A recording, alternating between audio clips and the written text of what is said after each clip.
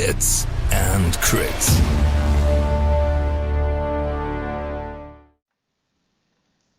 Hello everyone, Hits and Crits family. With this S5, or should I say S4.5 tweak patch, but whatever. So we're here with this recording, as you all demanded. So we will go through the general changes, and we will take a deeper look at the factions.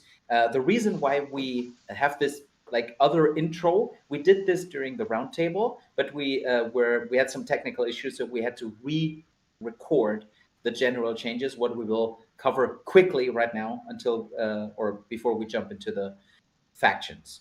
So Dennis, what I already said it, on a 4.5 patch. How did you anticipate the patch today? Yeah, people were a bit let down, I think, or frustrated, and I can see why. The patch was highly anticipated. Half a year ago, when Season 4 dropped, it was announced that the mid-season patch, which would be now in summer, would focus on commanders. So now that the patch was coming up in the last couple of weeks, people were anticipating, talking about, okay, which commanders would I like to see change? What's my wish list for that? So the hype for commanders was built up. Also, Boltons, everybody was expecting Boltons to get a big change or even an overhaul. So something like that. And poor Night's Watch, I don't have to, remind you, but everybody was anticipating that something would happen to the Night's Watch, which was struck down in Season 4. Now the patch came, and a lot of the things that people anticipated didn't happen. I think a lot of cool things happened anyways, but the problems are the patch is smaller than people thought because Simon changed the naming of this patch from a mid-season patch, which they said half a year ago, to now, like a few weeks ago, it was suddenly a Season 5 update. So the value or the weight of this update was elevated by Simon's wording, and everybody was expecting a huge update now because a new season started today. But that didn't quite happen, and people had really high expectations, and I do think that Simon didn't manage them that well. Of course, it's also the community that has high expectations, but I think they should have managed that a bit better. Yeah, I think it was a communication thing. Yeah. But again, we want to make the best out of this patch, and as Dennis said, we see a lot of also good things. It's not that the patch per se is not good, and I get not tired in saying I appreciate the developer developing a game by tweaking it and not totally overhauling things.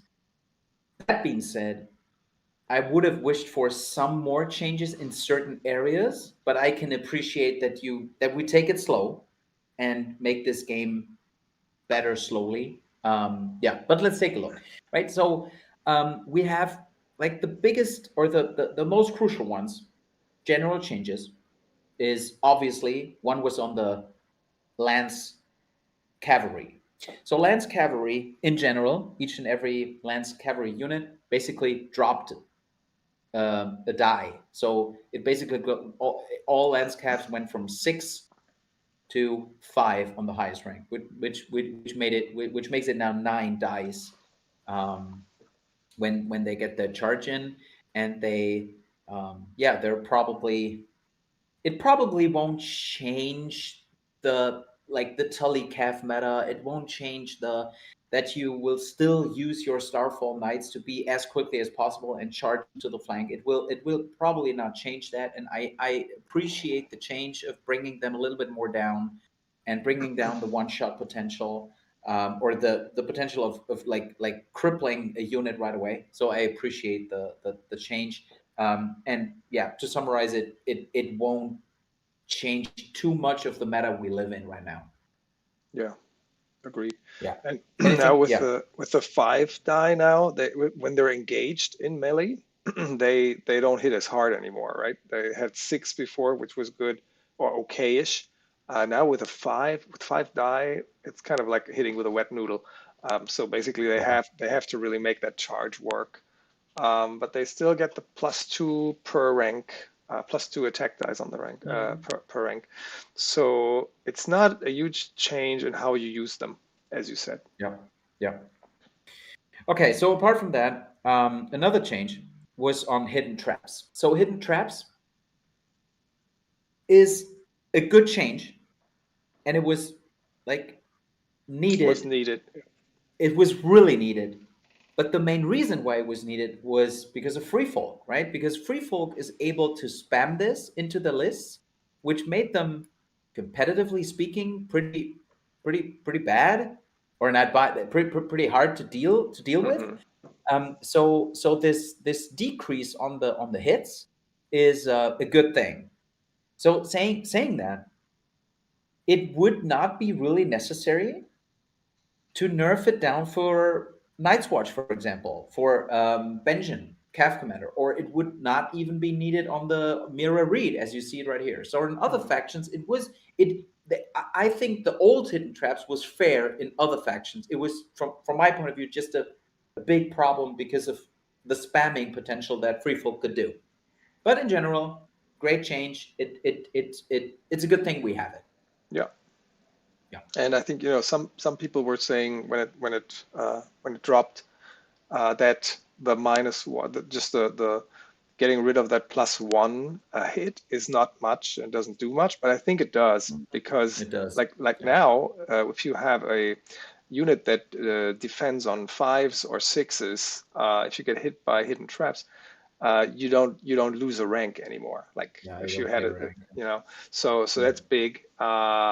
And the if you damage the trappers, for example, that have hidden traps, the free folk trappers, and if you take a rank off of them, uh, the loss of that +1 damage gets more and more important, right? Because Yeah. you lose that extra damage. It doesn't hurt you as much if you do 4 hits anyways, but if you only do 2 hits and you lose that one extra, that makes it more prominent. So I think as you said, that's a necessary change.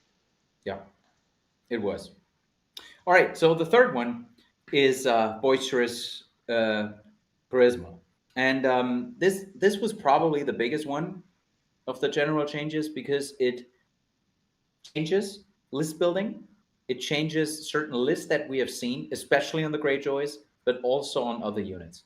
So the old boisterous charisma basically made units really tanky because they could not be the target of certain facts or abilities. And this is totally changed. So it got changed to each time this unit passes a panic test, target one enemy in short range, they become vulnerable or weakened. So this is I would consider it a big nerf for this old ability, and Hmm. it also brings down commanders like Asha quite a bit. But I can't say I don't like the change because this ability is still good because you have to do panic tests quite often in this game, and dealing out vulnerable or weakened all the time is not a bad thing. If I would say if I would have never known boisterous charisma, the old one, and I would get this one, I would not consider it a bad ability. I would say that's pretty tough, right? Especially when in certain in certain units. So like let's put Asha still with Iron Resolve in certain Greyjoy units, she will deal out the whole game. She will deal out a significant amount of tokens now, which is good. So I really have to see it in action, but I think what the developers didn't want to see is that there is something innate in the game which just puts down or neglects so many abilities in the game. And I think they just did Hmm. not want to see that anymore. To shut down so many of the stuff they thought about shutting down just by a commander. Yeah. Um, yeah, so and that's my take on Boisterous Charisma. Yeah. And especially you could have some army lists could have 2 of those instances, right? And you could have 2 Yeah, units with boisterous charisma, and that's probably a really negative player experience there yeah, for your opponent. And I think Simon has a track record of trying to get rid of negative player experience things. Um, obviously. Yeah. Totally. So that's kind of in line with other stuff they had to nerf, or they felt like they had to nerf. Yep. Yeah. Big change. Big change, and that basically that fuels a little bit into the last one. The last one is superior positioning. So superior positioning, and I have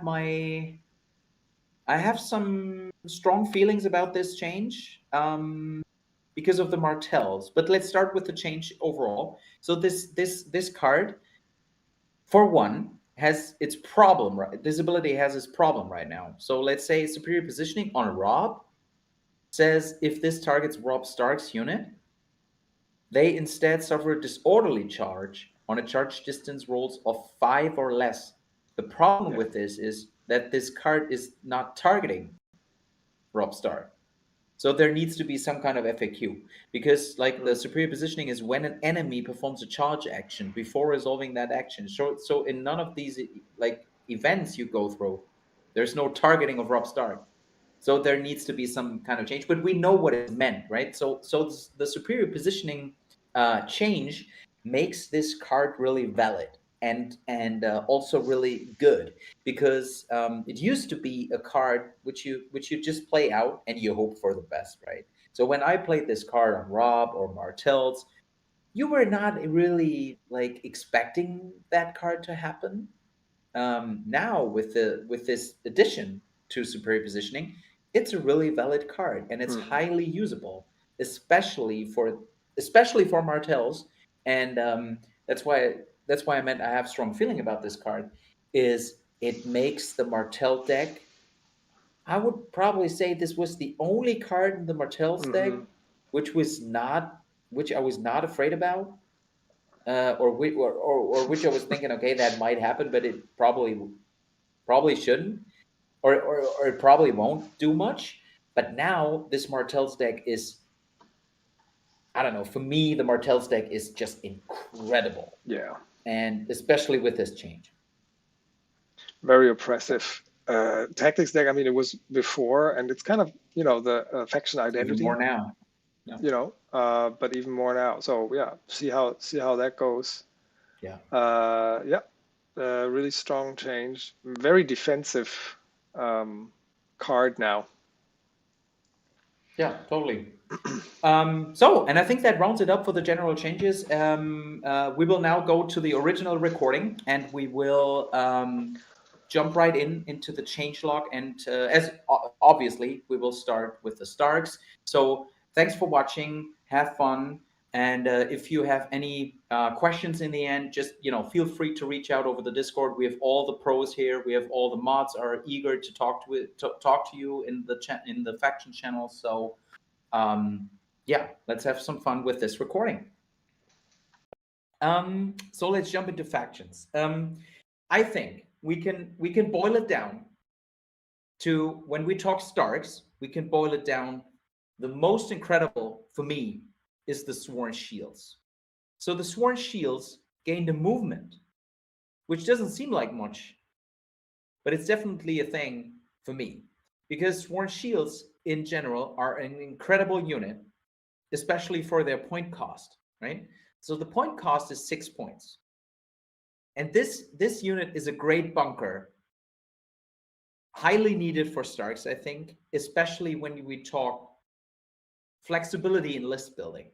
So now with this increase on the movement, this is a valid unit for the Stark faction, which I mean, you could have played it before. You can basically play everything, right? We all know that. But now it becomes, in certain lists, for me, it becomes a valid choice to take, especially as a bunker 4, as we all know, recon, but also other attachments. So this is, for me, one of the biggest changes in the Stark faction. So what do you guys think on the House Tully Sworn Shields 5 movement? Oh. Yeah, so there I'm monitoring the chat a little bit, and Wompis, one of our Stark main players the Stark out moderator. here, he was the Stark moderator even. Yes, that's true. He was Even saying that Stark needed a bunker unit, and he was a bit sad that the Tully Cavs, that in his opinion were this tanky unit for the Starks, lost a bit of their abilities. Yeah. And I just said, okay, but hey, Tully Sworn Shields, they have movement 5 now. Might be valid to take them now, yes? And I don't know, maybe he has some more input on this one. Maybe he wants to give us some insights. But I guess it's true, yeah. I mean, I like the unit. It's cool. It's tanky as hell. And now they can even move to the spots, or better move to the spots where they want to be. So, okay, that's good. Let's go. There he is.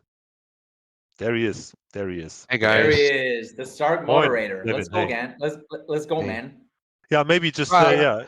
So what I your said wisdom. about the Tali, I like the debuff. It's okay to bring down the one-shot potential. What I rather said that the Starks need the tankiness of the Talis right now in the current meta, as long as we don't get something what comes up for it. Because, like I said a lot of times before, the Stark mechanic on fighting on the last rank is not an option at the moment because everything kills you far too quick, which is very hard to play it on the last rank. I like the buff. I think you can put it in some lists, but I won't. I feel it won't change the matter on the top tier end on the list building, but maybe you can get something out of it in maybe unconventional lists. That's what I think. Because the one movement is big, I think you can do something with it. Yeah, it's a huge change, I think. Like, Yeah. it's just 1 point in a stat, but it's huge different if you have 6, 5, or 4 movement. Yeah, it's. Yeah, definitely. I think every Rose Knight would kill for one movement.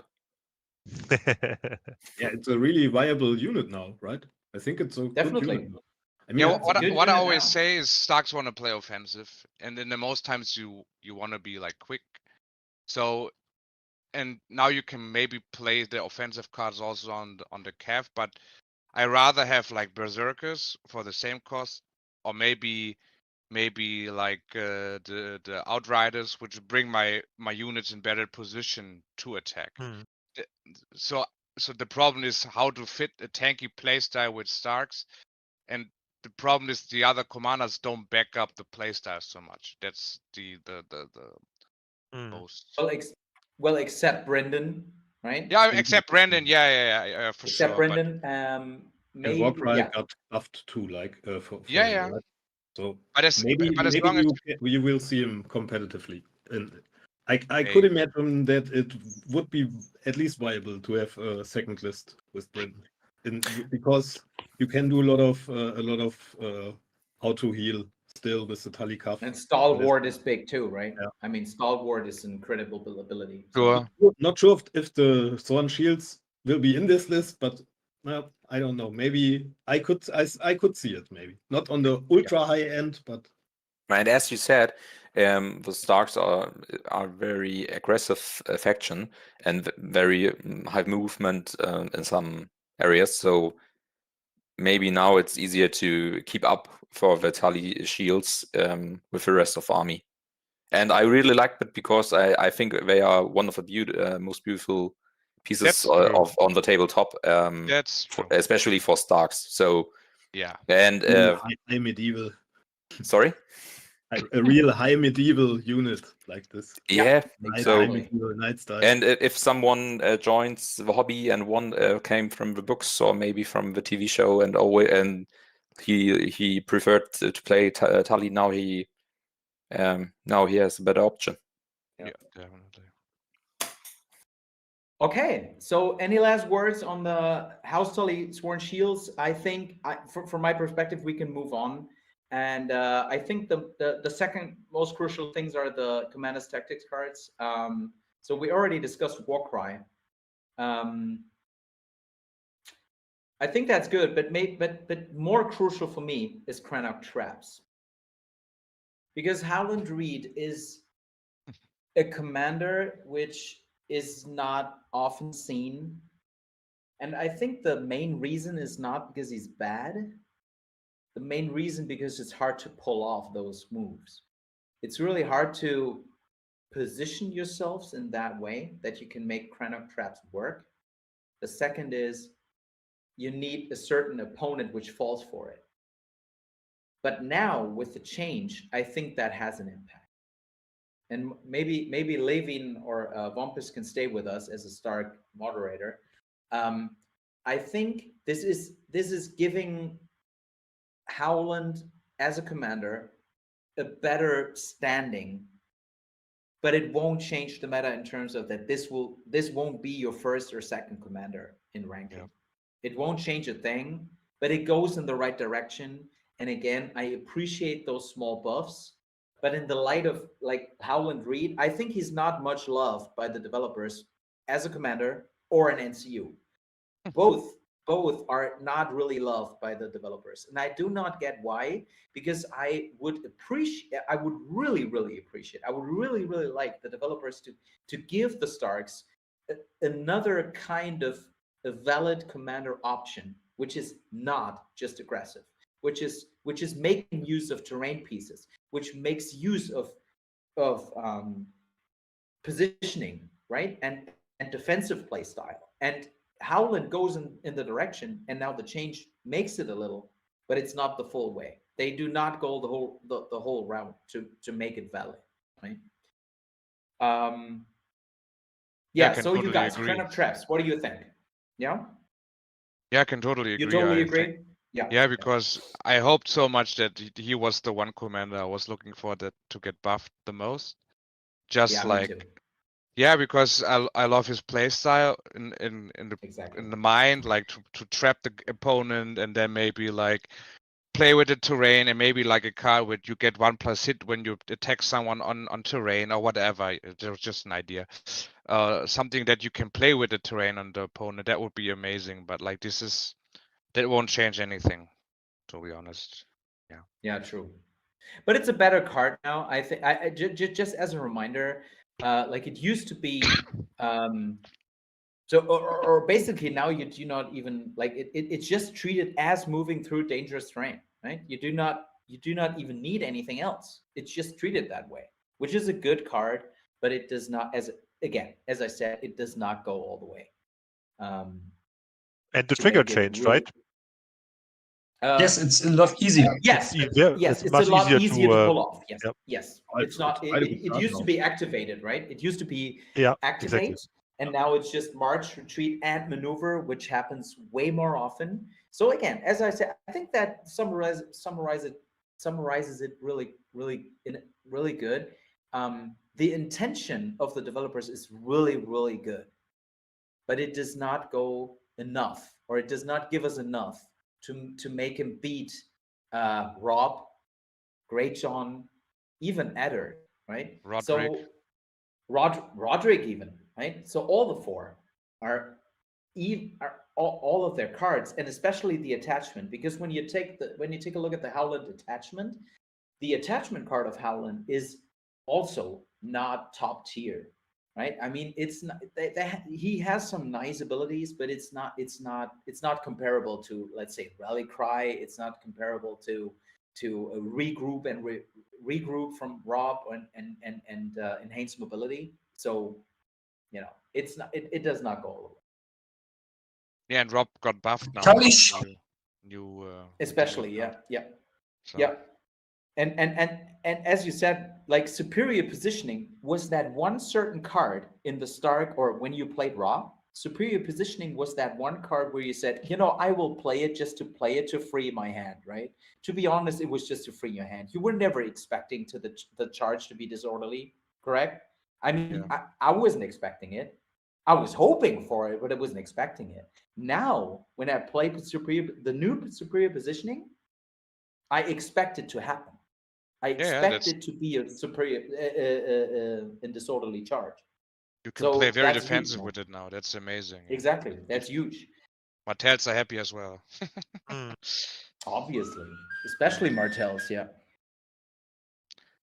Still, I don't think I would keep it very long in my hand. I mean, if I have it and I see the opportunity, okay, maybe this round Sure. the charge will come. But in a lot of cases, you would still There's maybe also what I discard it at the end of a round if you. But that depends on the opponent, Art.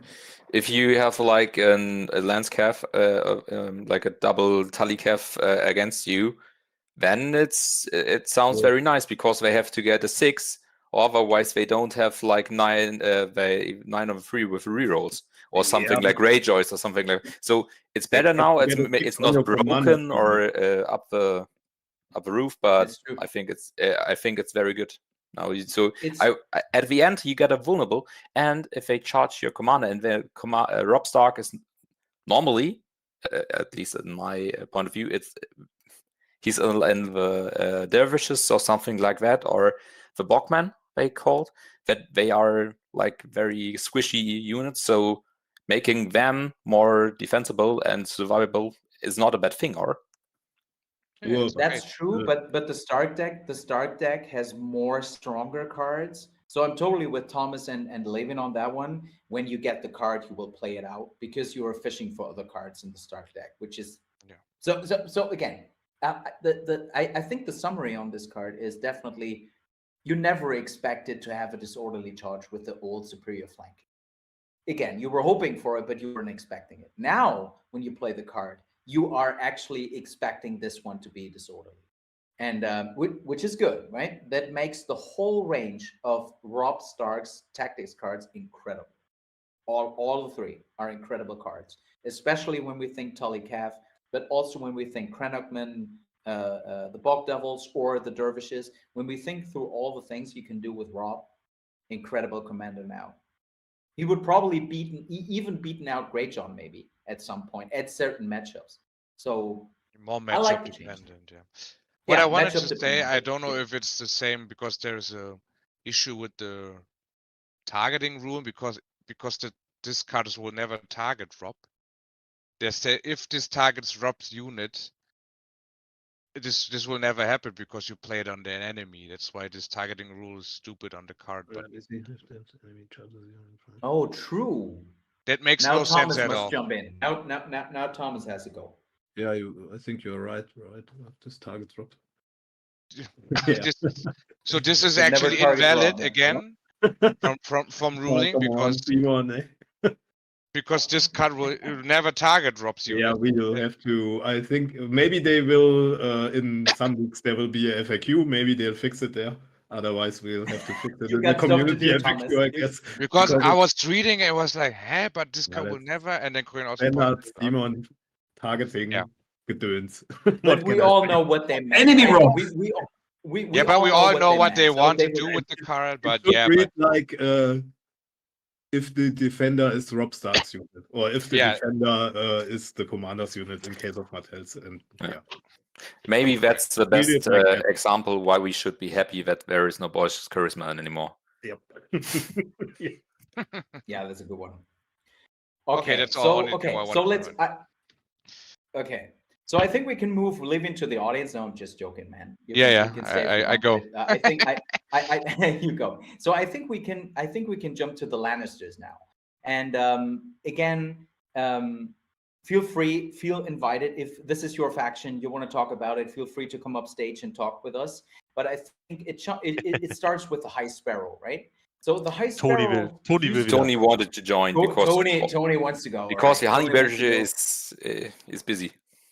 The Honey Badger is busy, and since the moderator for the Lannisters is busy, we can bring up Tony. So he lost insight, which made him, especially with the Warrior Sons, an incredible attachment for the Warrior Sons. Now he lost that and gained intimidating presence.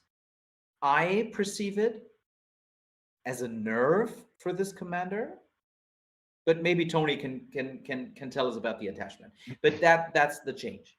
So Tony, what do you think?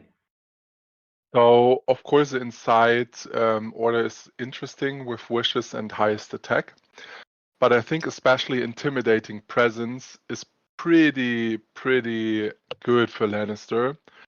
When you consider the other options where you can get intimidating presence. You could take the Assault Weapon for 1 point, which is technically too bad. Roose lost it, which we will maybe cover later.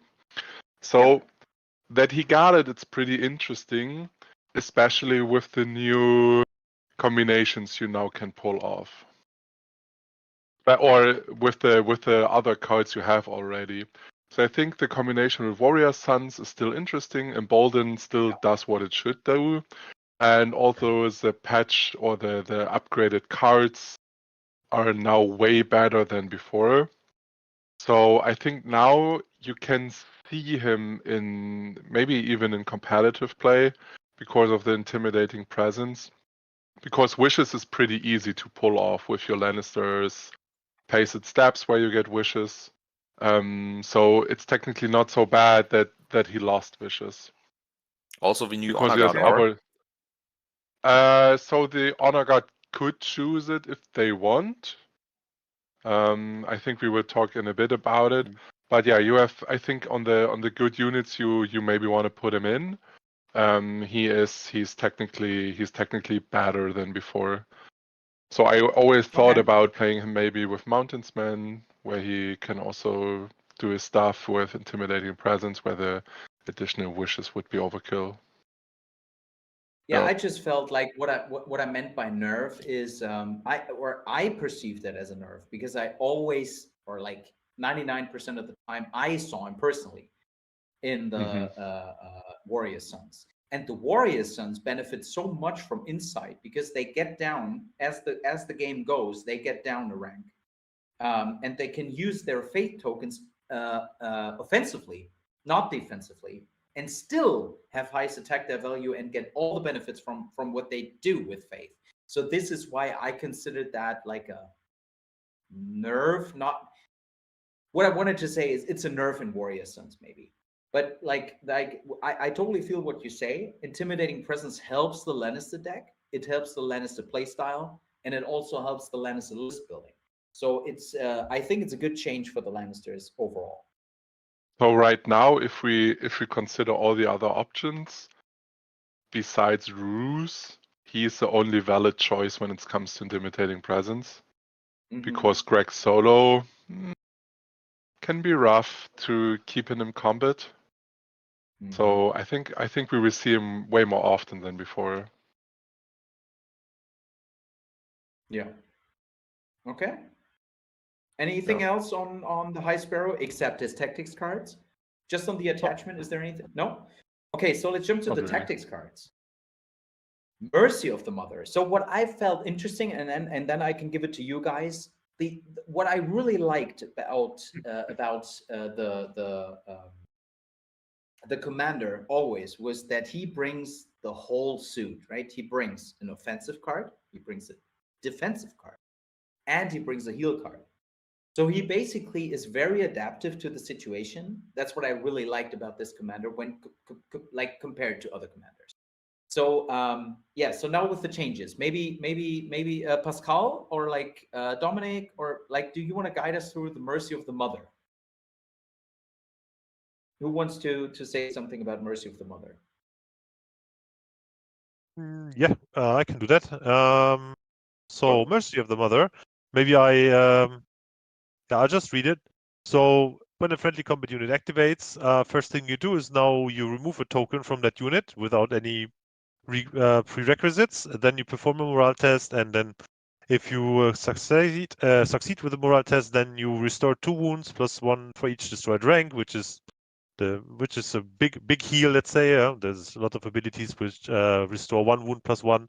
This is the bigger version, so 2 wounds plus 1 for each destroyed rank, and even if you fail, then you still restore 1 wound. So as you said, it's very nice heal ability. You remove the token, plus you have potential of 4 wounds to heal, and that's a very solid card, I have to say. I'm not 100% sure what it used to be, so it's also what it used to be. I was just the condition token that got added. All right.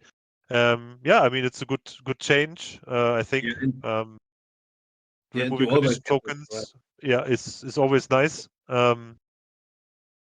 Can be also used offensively, I have to say. Like you activate the unit, then you remove a weakened token, then you perform morale test, heal up 1 or 2 ranks, and then you're back on full ranks maybe, and then you can smash your opponent. So and you get your faith token for the moral test. Yeah, that's Sorry? what I meant with, Yeah, and with Warrior if it's in the Sons. Faith unit, yes, of course. If it's in the Warrior Sons, then you get the Faith token as well. But in general, yeah, it's a good thing to heal up your unit and remove a token before you want to attack. Yeah, so it's a nice card. And if you compare it to the Usher card, Usher's card is already very mighty, and this is even better because you, in addition, you remove a condition token that could be panicked also, and then you, even if you fail, you restore a wound. So there's no drawback. Even if you fail, yeah, you have like a heal of 1 and you remove a token. So very good card and in a lot of circumstances. And I really like the idea of Tony that. Sorry, Thomas. The trigger is not the best, but the card is very good. True, the trigger is not the So best. the but thing is Sorry, go ahead, Chris. Sorry. What this card is so interesting for a Lannister player, it deletes one of the biggest downside you have as Lannister player, that you can't get rid of tokens besides of bags. So, I mean, if every Lannister player knows this move, whenever the opponent claims the ladder's first times, is 99% weakened on the crossbowmen. Yeah, or the crossbowmen, or the knights. So this is or the two the options. honor guard in the future. Or maybe the honor guard in the future. Yeah. But this tool allows me to pull out the punch of the knights more consistent, because I can get rid of the token, which every other Landscath army can do, right? Like Starks with Catelyn, Martell with Obara, not Obara, with Elaria, and Baratheons, of course, with Snackswit. So this is, I think, in my opinion, it's the biggest buff for this card. I mean, of course, the healing is also nice, but especially for the major downside with the knights, that you can get rid of the weakened token if you need it. I think this is the biggest buff for this card for the entire faction. Yeah, and also the synergy with Bolton. Yeah, especially this. So that's why we will cover the new honor guard soon. But that's why I thought that's a nice mix or option if you put him in the new honor guard or something like some other bunker unit like warriors or something like that, and then you can in game mode with a middle objective, you can march him in the middle. You have embolden all over, and Lannisters has the like a weak morale all over the board, so looks pretty nice. Yeah. What I wanted to say, I really like the idea of Tony putting now him into different units. I still, for me, the synergy of always doing a morale test and the faith token with embolden is just too big. I would probably say you still keep him in the Warrior Sons 85% of the time. I don't know, just saying. No, okay. So I think you will still see that, because faith tokens can be spent so in such a flexible way. You can use it defensively, you can use it offensively. You gain that by playing the cards. There are so many synergies, but just again, I mean, it's just my opinion, right? The thing is you have to consider, if you take the Warrior Sons as plain 7-point units, they're not really nice. And even if you spend your fate token, you get Sundering and highest attack. Sorry, it's a reroll. No, sorry, it's reroll. It's reroll. So if you compare them to like a Golden Company just by its stats by itself, I think I would rather to go with the Golden Company, because you always have rerolls. Yeah, I don't really like the Warrior Sons. So I think they would need I think they would need a small like Dauntless or something like this, what's keep them a little bit more going to make them even more tanky. But just by their stats themselves, especially with the change of the honor guard, I don't the know. honor guard is I mean, big, I right? like the fate. I would love to see in fate mechanic attachment, or I also hope for High Sparrow that you get a fate mechanic so that you can spread it over a couple more units. But I think just for the Warrior Sons, I mean, yeah, the blocks are nice, but I think they are way better with Mana Brand when it's come to tankiness.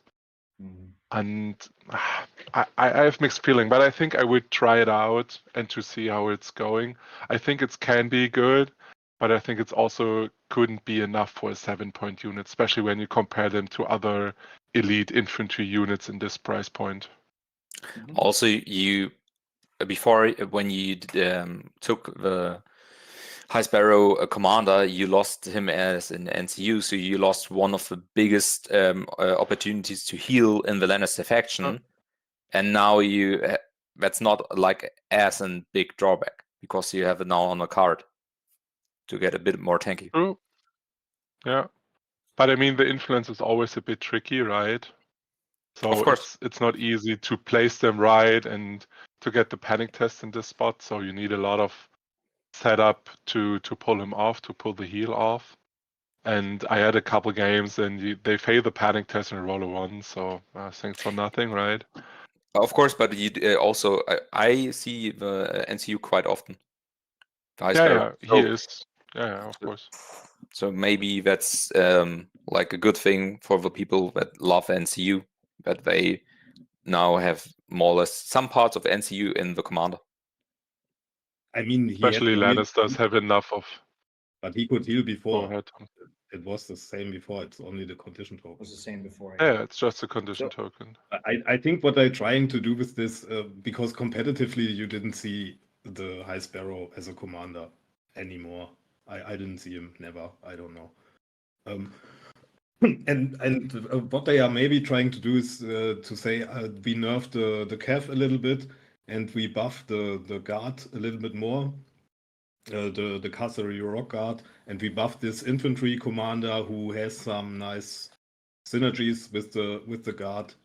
You could do a list like guard and a second unit of what they are called of the Castle Knights Honor Guard.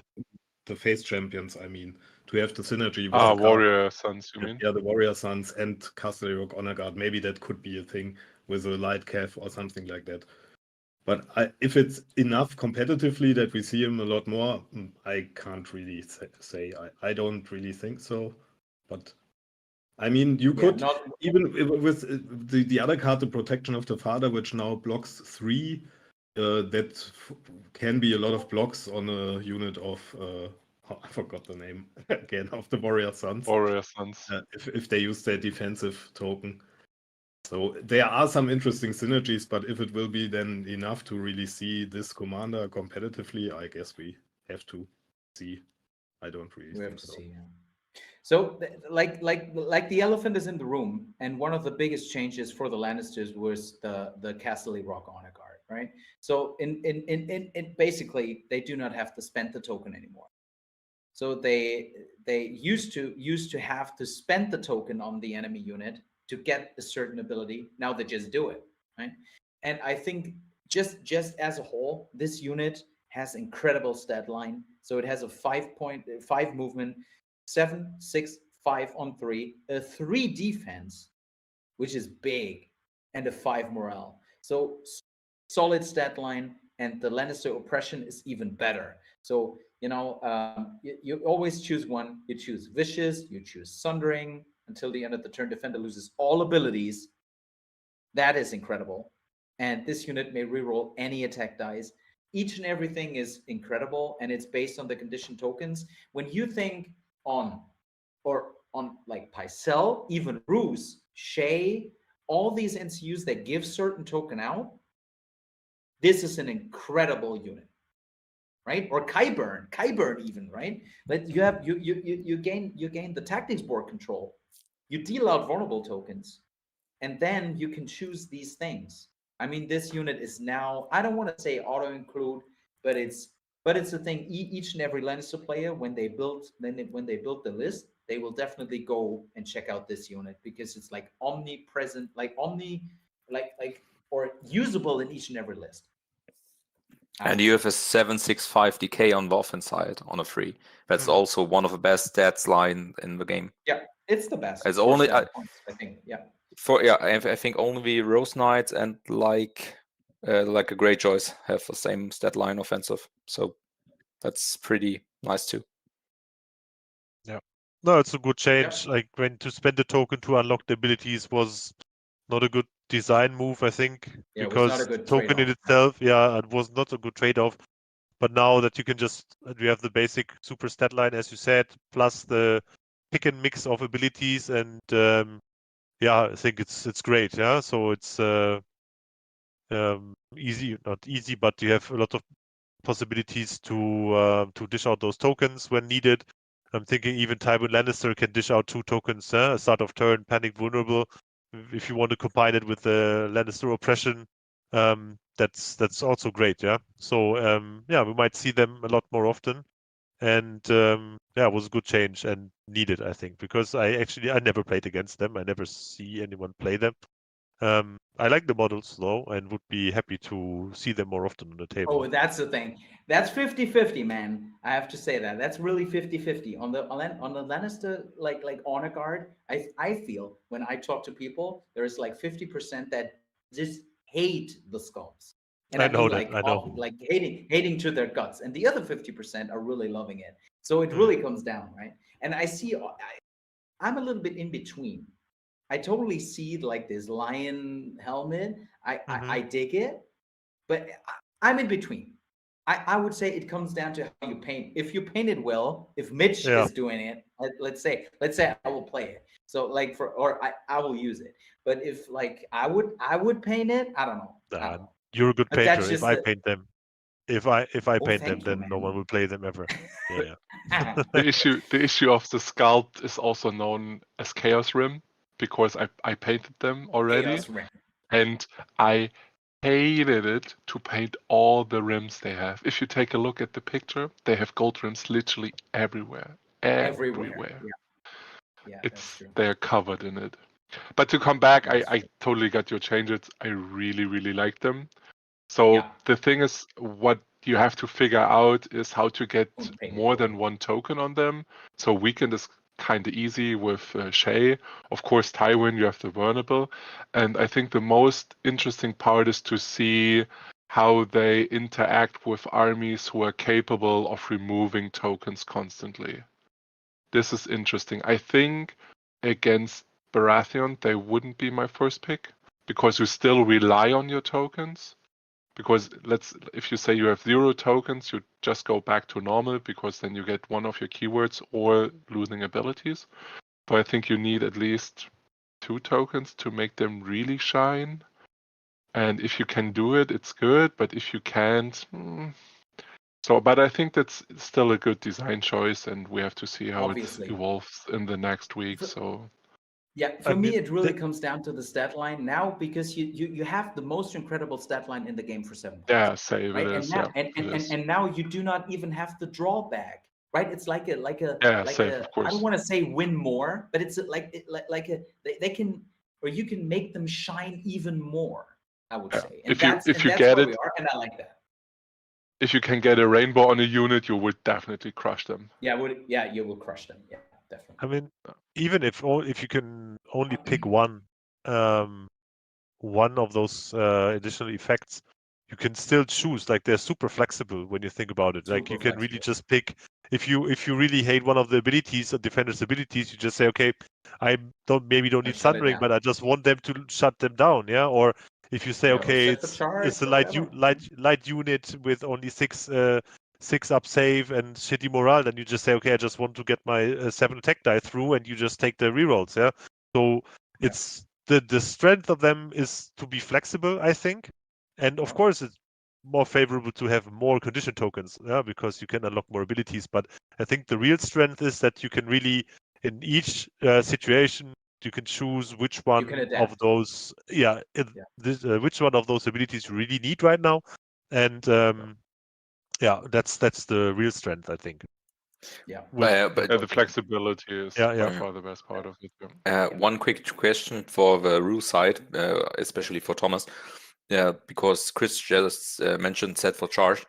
I think set for charge wouldn't work, or because you would start the attack, and then you get attacked from the spearman Martell, for example, Yeah, and that's after that before, you you're could. correct. But Yeah, that's I think before. if you stay with the Martell, like the It depends Royal on Guard who- with the Royal Guard with okay, it depends. I mean, if you attack, right, and before you attack, and the set for charge triggers before rolling attack dice. So if the Lannister player is the active player, then you can't resolve set for charge anymore because you because you lost So it it. works. And, the other way around, if the Stark player would be active player, so if Lannister player somehow attacks in Stark player's turn, then he could do it. Oh, okay. But isn't Nice set for charge just on successfully charging? No, So it's after before the trigger of the card is before the card. I was by the ability. Yeah, we talked about the ability. Let's see. I think it's the same actually for the ability. Let me see.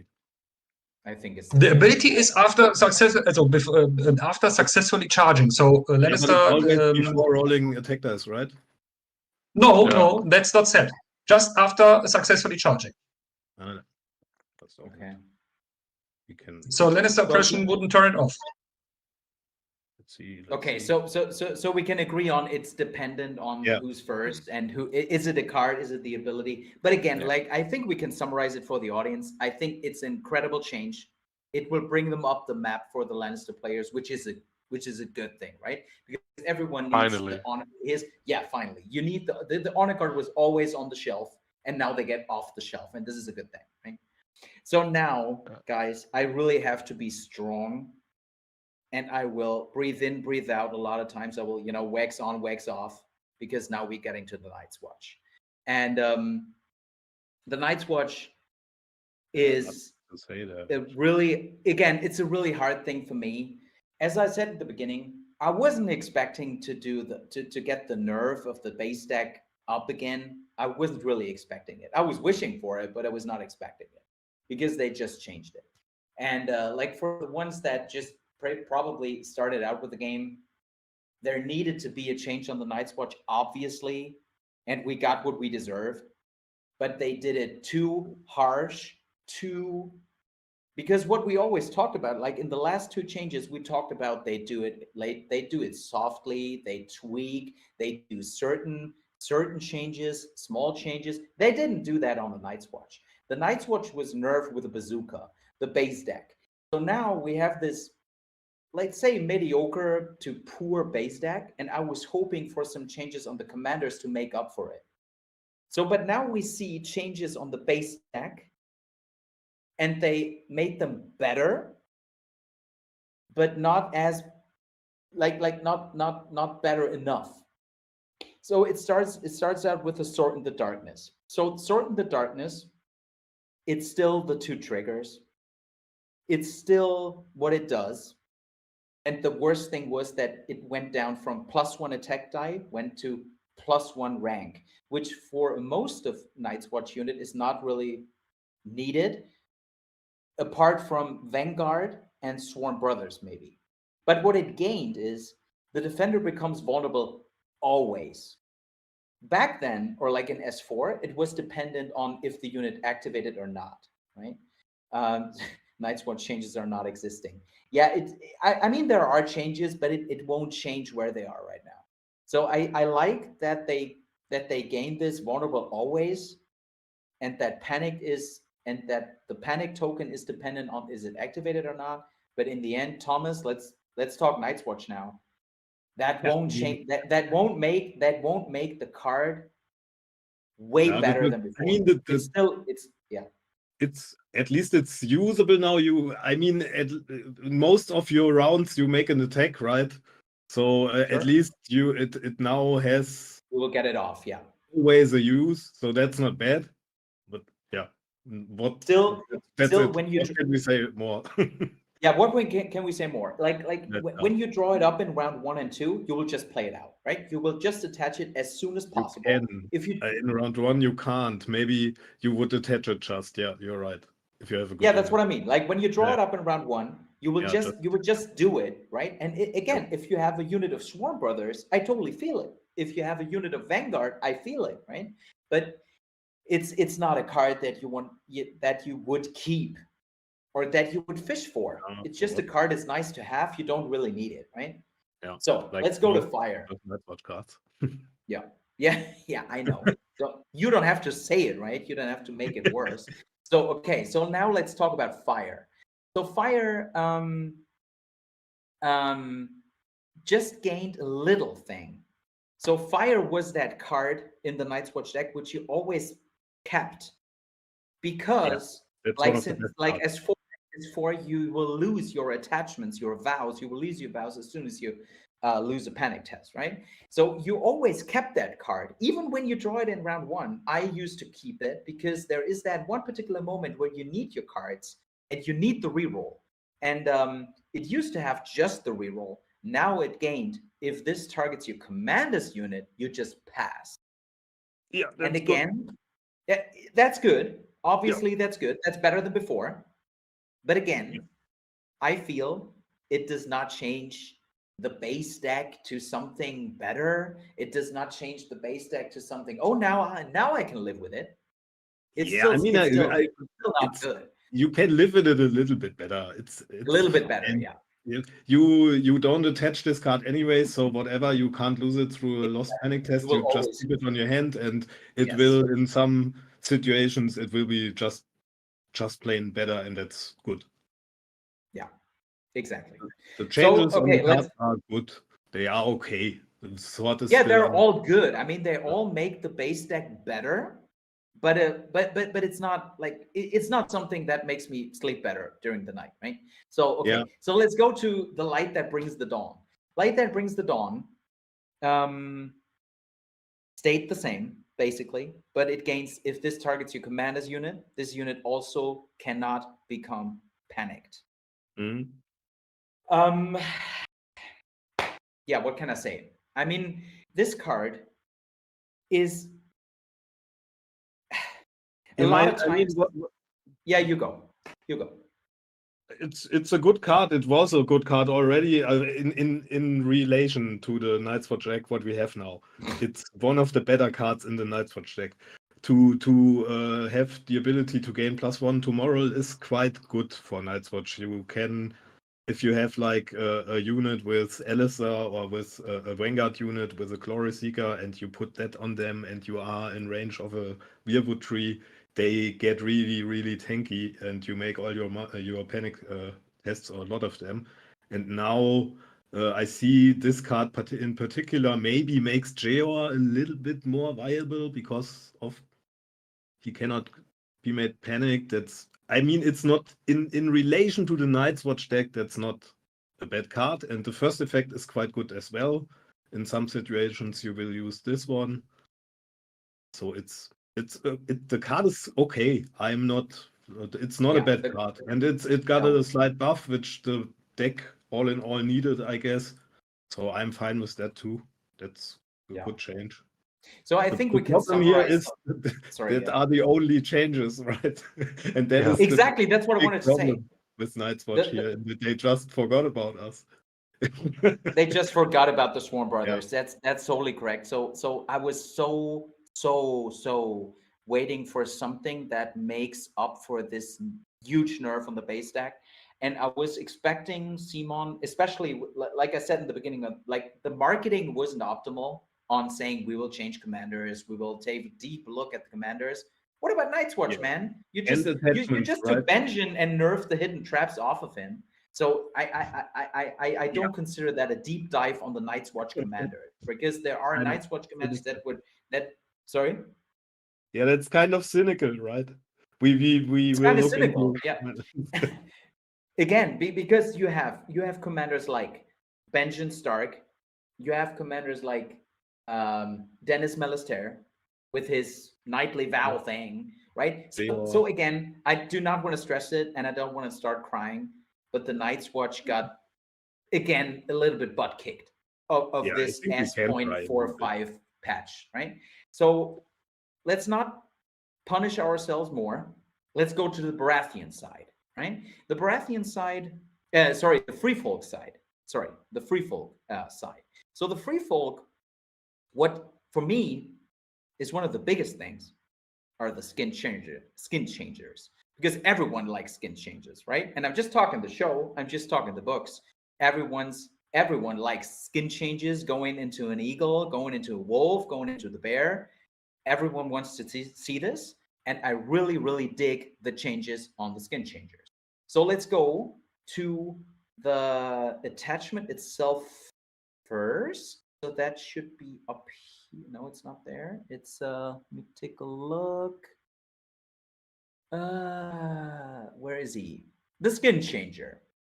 So the skin changer, till a point, when this unit is deployed, select bear, eagle, or wolf. See that unit's card for additional effects. When this unit is destroyed, remove its bonded animal. But the most incredible of this is what the wolf, the bear, and the eagle gained. So I think they were already in some niche lists. They could work, but now I think, and we have to talk with Larks on that one, but I think for 1 point, this attachment can really be on the map right now, because the wolf basically stayed the same, but now you can gain vicious off of it. The same with the eagle, you can gain precision off of it, right? When we go to the eagle, that's the wolf. When we go to the eagle, you can decide if you need precision, you can decide if you need vicious, and for the bear, let's go to the bear. For those that do not know, the bear used to have 1 die, I guess was it on a 2? Right? Or it wasn't on a 3? So he did an auto wound? What was it? But yeah. Yep. I'm not really sure. Maybe 2 with Sundering on 3s. It was 2. No, I think it was just 1 die. But it was on a 2 or something, or it was an auto something. But again, like whatever it was, the bear is now a pretty incredible thing. So when this unit activates, you choose the bear, and this bear has 3 wounds and hits 3 on 3. That's no bullshit. Sorry. Your thing is bull. I think this whole change puts the skin changer really on the map, and to be honest, I like it. I like it because the skin changer was a unit which was not seen often because of all the hidden trap spam, and I think now for this 1 point and 0 in Raiders, I think this is gonna be good. I mean, I'm afraid of crazy spam lists. Me too. I don't know. Me too. You could clog up the battlefield pretty hard if you just spam this stuff and then go fast onto objectives in some game modes, and you put the right terrain down and then clog everything up with bears and units, and take the right commander, which maybe and NCUs, which give you some defensive power maybe. I don't know if this is fun to play against. If it goes that route, that's I'm a bit afraid of that, but we will see. Because I mean, FreeFolk players, they could be pretty desperate now without their hidden traps and do crazy things maybe with do crazy things with the skin changes, and especially someone will like pull the it bear. off. Someone will do it for sure. And we will have a deeper talk with Larks on that one. That's guaranteed. So, but again, like the bear, just think about it. The bear, enemies engaged with this unit suffers -1 to defense dice rolls. Just saying it. Just putting it out there. I think someone in on the developer side of the CMON, they really, really love the FreeFolk, while hating the Night's Watch. I don't know what's happening, but it's out there, right? So but in general, I can be objective with this one. I like that the developers are trying to put certain units on the map. They put it on display and saying, we buffed it, now use it. And I can appreciate this But I'm totally with Thomas on this one. I think this is the next spam we will see out of those 9, 8, 10 activation lists out of the FreeFolk. And I do not like it because I'm almost every time on the receiving end. So I do not like it. Let's see how fast the boxes will be sold out, huh? Yeah. But again, it's like again, as I said in the beginning, I like the skin changes. I like it lore-wise. I like that you put it in a unit, and this unit can gain so much because it's also like as the honor guard, it's so adaptive. It's so flexible because it can just throw a bear in your side. It can use the eagle on like high defensive units. It can use the wolf in case you have a unit with bad morale. So it's really, really flexible to the play style and to, or what it changes your play style. It gives the FreeFolk player something apart from hidden traps, apart from the activation advantage. So this is something I can really appreciate when I put my shoes into a FreeFolk player's side, right? So we have a hand raise from Carly.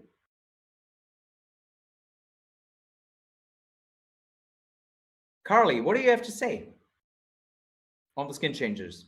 Probably. Carly?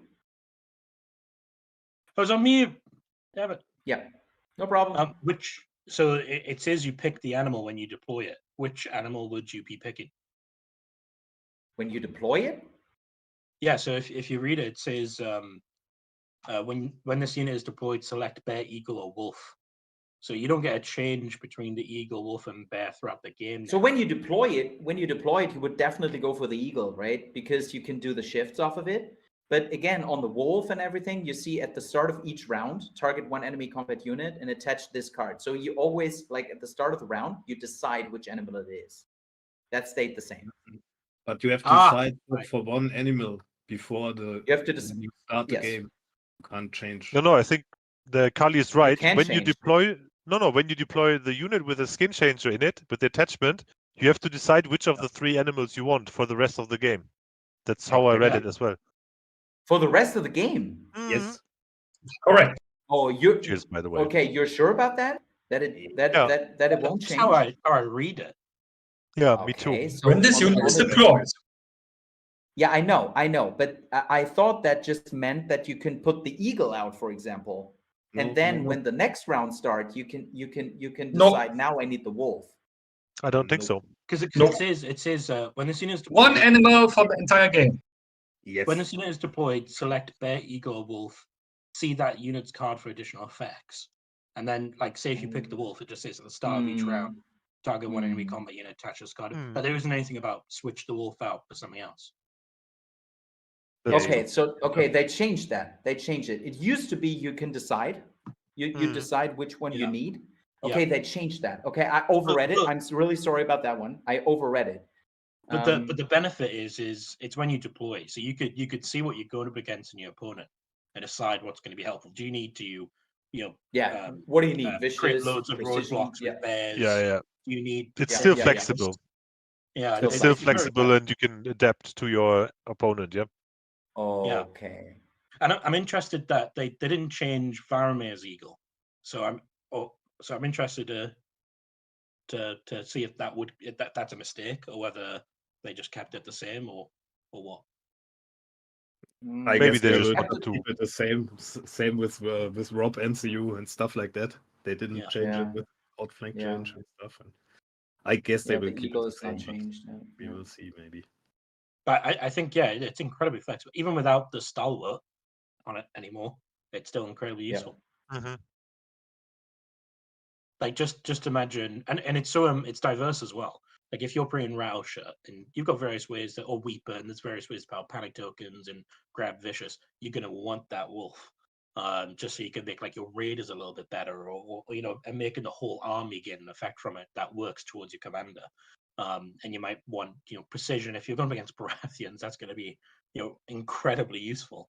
But even like the bear's useful in that sense as well. Like you don't want to bring the bear or the eagle against Martells. I don't feel like maybe the bear against Martells, but like the wolf helping out with vicious. I mean that were pretty good. So it's so flexible. It's an awesome new update to it without being an incredibly annoying problem like it was just before. Definitely. Yeah, Okay, and there so were some inconsistencies in the rules with the old version as well, which they now are gone, which is good too.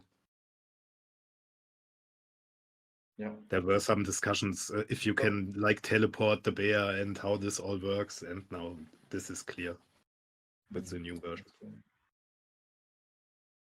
Okay, so going from the skin changers to probably the most prominent change in the FreeFolk faction, which is just putting two words out here. When you think Styre, you think Final Strike, correct? So Final Strike is gone. Final Strike is not there anymore. So now we have the bitter Demis. Or is it Demise? Demis? Demise, I think. Demise. So when a friendly infantry or a cavalry unit is destroyed, before removing that unit, it performs a melee attack action with its highest attack die value. If this targets Styre's unit, it may reroll any attack dice. I don't know what you guys think, but I was always afraid of Final Strike, because you should be, and especially with Styre. But this card might be, especially like on certain units within the FreeFolk faction, it might not do as much as Final Strike, because most FreeFolk units have like hit on a 4, or they do not have the best attack profile. And yes, I feel the reroll, but Styre is mostly in Thens, right? And even when Thens reroll, they won't do as much damage as some Final Strike cards would be or would do. And I think that neglects what we see right now, because you can ask Larx, man. I mean, when you put together two lists, Larx will still go, or would go before that. Let's see if that changes it. But before that, there were only two options. He either played Styre or played Varamir. And now, with this card change, it might change that Styre is for him. This auto includes second list or first list, whatever. For sure. Yes, I think so. Because Styre was always relying on this Final Strike and basically out and hidden traps. For sure, and hidden traps. So I think maybe this, the skin changer thing is probably not as bad when you think there is a nerf on the hidden traps and there is a nerf on this Final Strike card. I don't know, but that's what I see, and I think that's just the most prominent thing on FreeFolk. What do you guys think on this better Demise card of Styre? I mean, it's doing the same thing, right? So it punishes you for attacking the FreeFolk unit.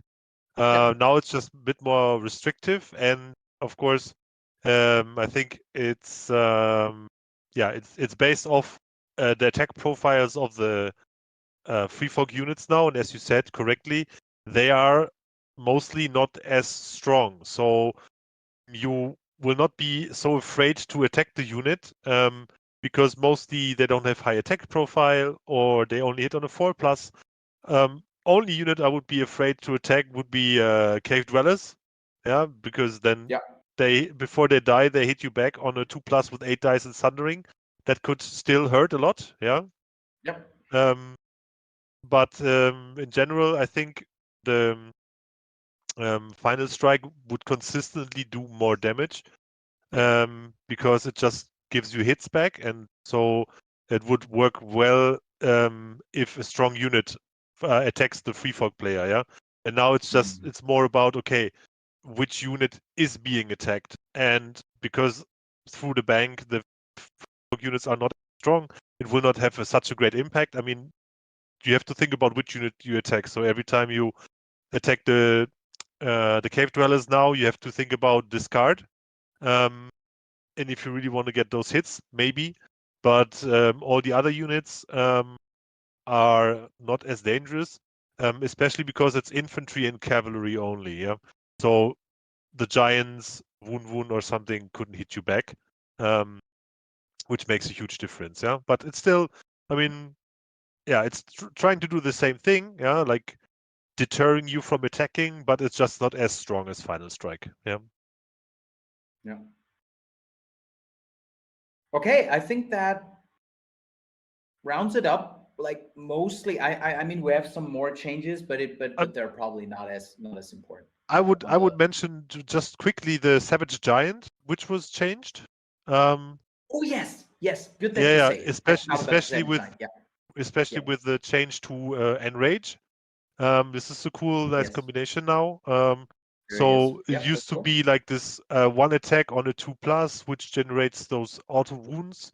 Now he has like a standard attack profile, let's say, with a 3-up attack with 4 dices. They just ignore. He still keeps the vicious. He still gets more attack dice, or he gets stronger the more wounds he takes. And yeah, so he just has. He dishes out panic when he charges successfully, and so I think it's just more. Yeah, it's good change. I think he got better. I think it got better. Yeah, it got better, especially when you play it in a mag list with this enrage, where you can suffer 2 wounds. So and dish out panicked and weakened. So that's a nice new combination as well. And I think the standard giants were not played that much. I think most of the time it was mag only or Wun Wun. And I think maybe we will see those giants more often now. I think with the old Savage Giant, you could just ignore him, right? He couldn't do a lot of damage, and now you can't really do that anymore. Now you can. Even if you could just say, "Okay, attack me. I won't attack you back." You do, I don't know, 1 wound or what at max or something like that. So yeah, whatever. That shouldn't be the case. Now you can't do that anymore. Yeah. So that's a good change. Obviously. So as we're at it, so thanks for mentioning it. But as we're at it, the Harmless Vanguard. Let's just quickly talk about Harmer Vanguard. Interesting that there is a change, even though it came out. So this unit basically stayed the same. Still is one of the worst CAF units from a stats perspective. But the planned approach got changed. And I think that's a good change. And we really need Thomas on this one. But the planned approach, start of any turn, target 1 friendly unit in long range, that stayed the same. Until the end of the turn, that unit may not be targeted by enemy effects or abilities. So that stayed also the same, but they removed that this friendly unit has to charge. Yeah. And I think that makes it more viable, more usable. Definitely. Especially when you think you have this one tanky unit, Styre Thens, you have it in the middle, you have those guys right behind it, right? So you make certain units more tanky and neglect on the opposite side, on your opponent's side, you neglect certain effects that they highly need, right? So I think this unit is buffed quite a bit. I mean, it's still not so easy to use, right? You need to have a lot of knowledge of the game, which effects the enemy may use on you, or which abilities, and when he will use them, and you have to foresee when he uses them, and then there may still, if he has any start of turn stuff, then his resolves before yours, so he still could use his start of turn abilities anyways. So there are still some problems with this, but it's obviously better than before, because before it was so niche, only on the charge, and now you can at least use it on more occasions in the game. Yep. So I like still not super strong, but it can. I mean, in certain matchups for a knowledgeable, not for a player who knows the game very well, it can be a nice thing to have. I still don't think we will see them a lot. No, me neither. Yeah, so we were just mentioning it. So let's go to the neutrals faction now. So neutral factions is basically relevant for each and every one of us. So let's start with one of my most favorite commanders in the game, which is Roose Bolton. So Roose Bolton lost Intimidating Presence, and he gained Prey on Fear. So where do I start? I think I can't really say if this change is good or bad. I think Prey on Fear is a pretty good ability when you think about what Roose Bolton does best. Roose Bolton does best in Blackguard, being defensive, being hit, dealing out panic damage, right? Especially with a spread on fear. So, but with Intimidating Presence, it got even more chance of doing it, and it even did more damage. Now he's healing off of it. And I do not know, just from my experience when playing Boltons, especially. So when you push up Roose in Blackguard down the middle, you have a corpse pile out in the middle, and you just put it there with Intimidating Presence. That's a pretty nasty thing to do. And now with Prey on Fear, he can even hold up longer, especially in Blackguard. Now you might even think maybe you can put it in another unit with Prey on Fear, right? Because we all know how well it works with Alistair Thorne, for example, with Threaten and Prey on Fear and Vicious. So I don't know, probably, but that's the change. What do you guys think on this? Taking Intimidating Presence out and putting Prey on Fear in. What do you think?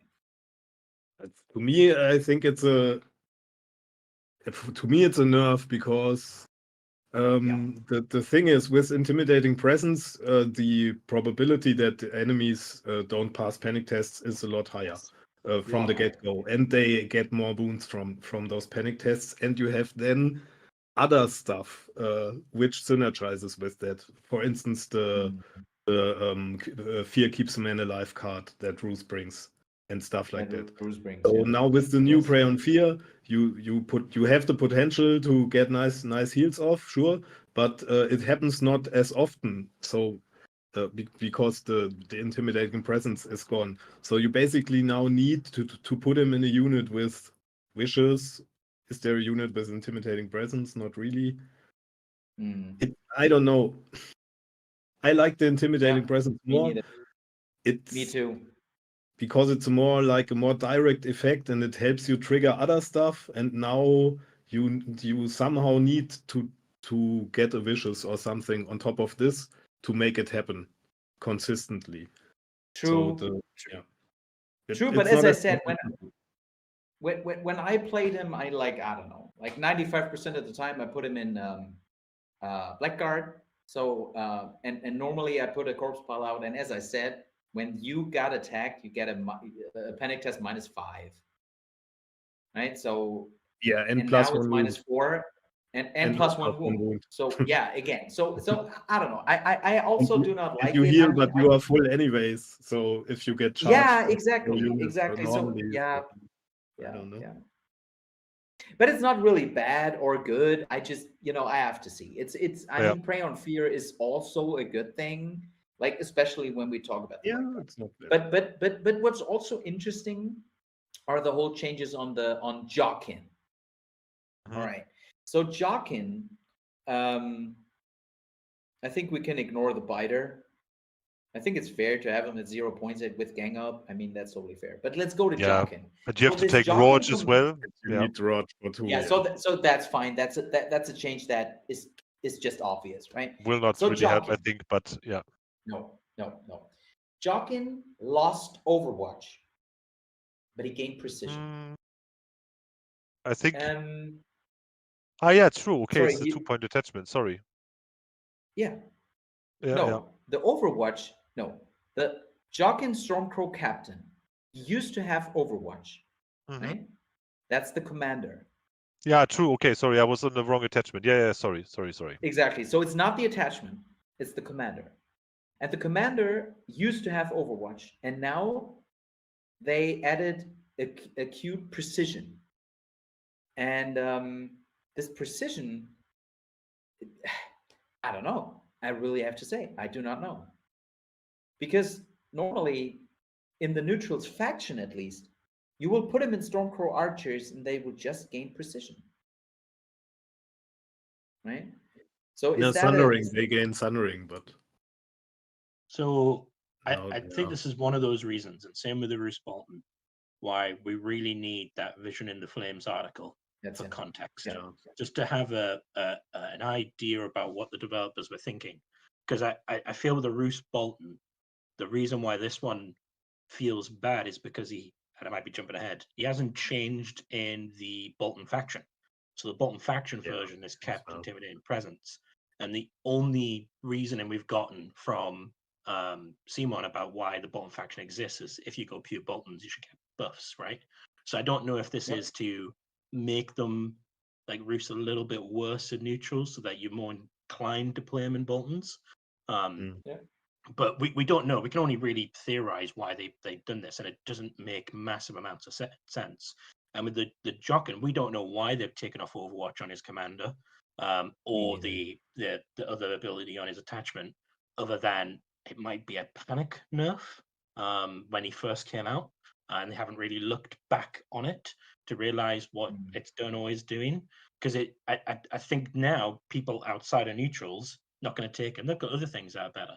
Inside neutrals, it really hurts. I absolutely love my Stormcrows, and I'm like, no, please, no. But it and then also you have the really weird. It's a nice change on the Golden Company guy, but at 2 points it doesn't really fit. It's very weird, and we need that article. We need the developers to give their context on it as to why they've done this, because it could be that they just don't know. I mean, think back to the Pycelle change. And they said, well, he wasn't taking that much, so we changed him, and that just really wasn't true. So this neutral one's a little bit baffling, but I think it's because we don't have context. We don't know why they did it. Probably, yeah. But what's even more like totally questionable, what leaves a big question mark on me is not even the commander, because Overwatch is a thing that you were able, like good players can play around Overwatch, but the bigger question mark for me is the attachment, because like it used to be, you put Jockin in, you put the Widower in, and you get a certain synergy out of it, right? You gain Sundering, you gain precision, and they can attack vice versa. But this is gone now for 2 points. So I do not, as you said, I do not gain, or I do not comprehend what's the reason behind it. Well, I mean, even the inception of the characters doesn't make any sense. Because what? Even the conception of the characters doesn't make sense, because the Widower is the second in command of the Stormcrows. Yeah, he's not a commander, and Jockin's just the commander of the Archers, but Jockin's the commander. So the attachment makes a little bit more sense because Widower's got more command, but the rules seem really weird. Whilst I don't know, I feel like it's a panic nerf that they maybe forgot or didn't fully understand, because when they first came out, they were crazy, weren't they? With the Brother in Arms card, I think it was Brother in Arms, the one that gets some extra dice. And I think this was. I mean, we don't know. It could be anything. We don't know. We need that context article. Yes. Okay, so I think the Roose Bolton thing. Sorry. I do think the Roose Bolton thing, because now it's like he's the Flair and a Dreadfort captain in one, which feels interesting to me. But I think they might have changed him to be that little bit worse in this format to give him a better look when you go over to the Bolton faction. They could have just buffed him in Boltons a little bit. Well, there's a lot of things they could have done. Do not spoiler anything. Do not spoiler my Boltons. Not spoiling the Boltons. That's another tier I have to. But okay. I think we're done with the neutrals.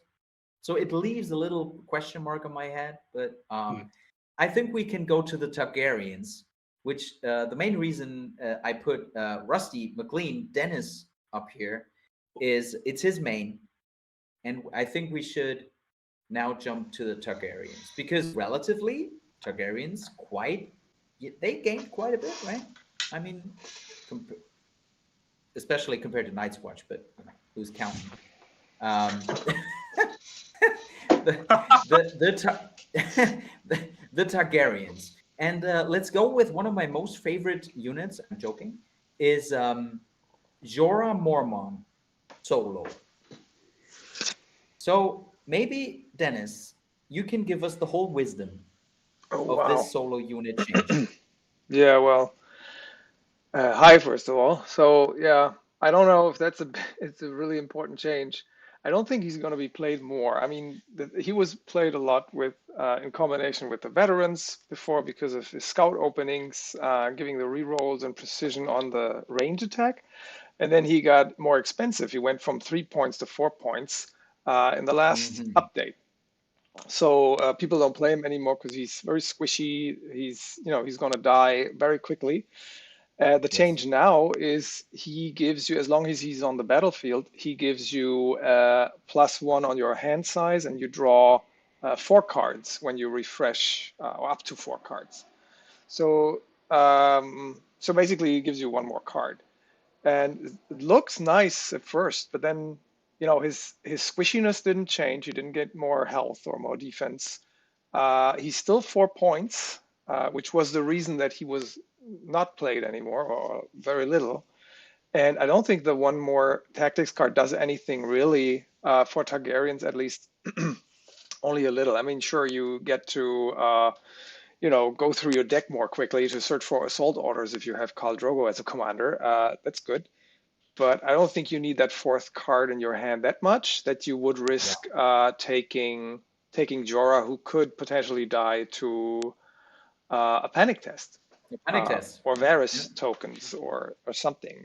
So he's very squishy. He can easily die. However, I mean, I'm all for buffing Jorah again. I loved him when he was still 3 points and played him a lot. So I'm all for trying it out and seeing how it helps. I played him when he was 3 point, when he was cheap. Play him with veterans, but now I think that's a universal thing for each and every Targaryen player. So I don't think that really helps in his pick rate. I don't think it's super helpful for Targaryens. A lot of people complain about the tactics, the base tactic deck, anyways. And usually when you play, depending on your list, of course, you have 2, maybe 3 cards that you really want to use, and the other cards are more like, I have it on my hand, I can use it. Okay, whatever, I'll use it. And a lot of the times you just throw cards out. So yeah. Jorah. Okay, that's Jorah. So, but more important, or let's say more important in terms of list building. So let's talk Unsullied. So Unsullied, obviously, expensive units, and even before, they were quite interesting, but you didn't see them too much, I would say. So now they gained Combat Mastery. So Combat Mastery, like as a summary, is a thing that depends on if you have the swords, which is good, which gives a new, like say, tactic into the game, a new intelligence into the game, which is interesting. So this Combat Mastery gives the Unsullied Pikeman -1 to hit against your opponent, and the Combat Mastery Resolve gives you a heal, basically. I can't find the card right now, but gives a heal to the Sword Masters. When you pass a panic test, you heal 1. When you pass a panic test. No, a morale test. Morale test. So when you pass a morale test, it restores a wound. So, Dennis, how does the Combat Mastery change list building for using Unsullied?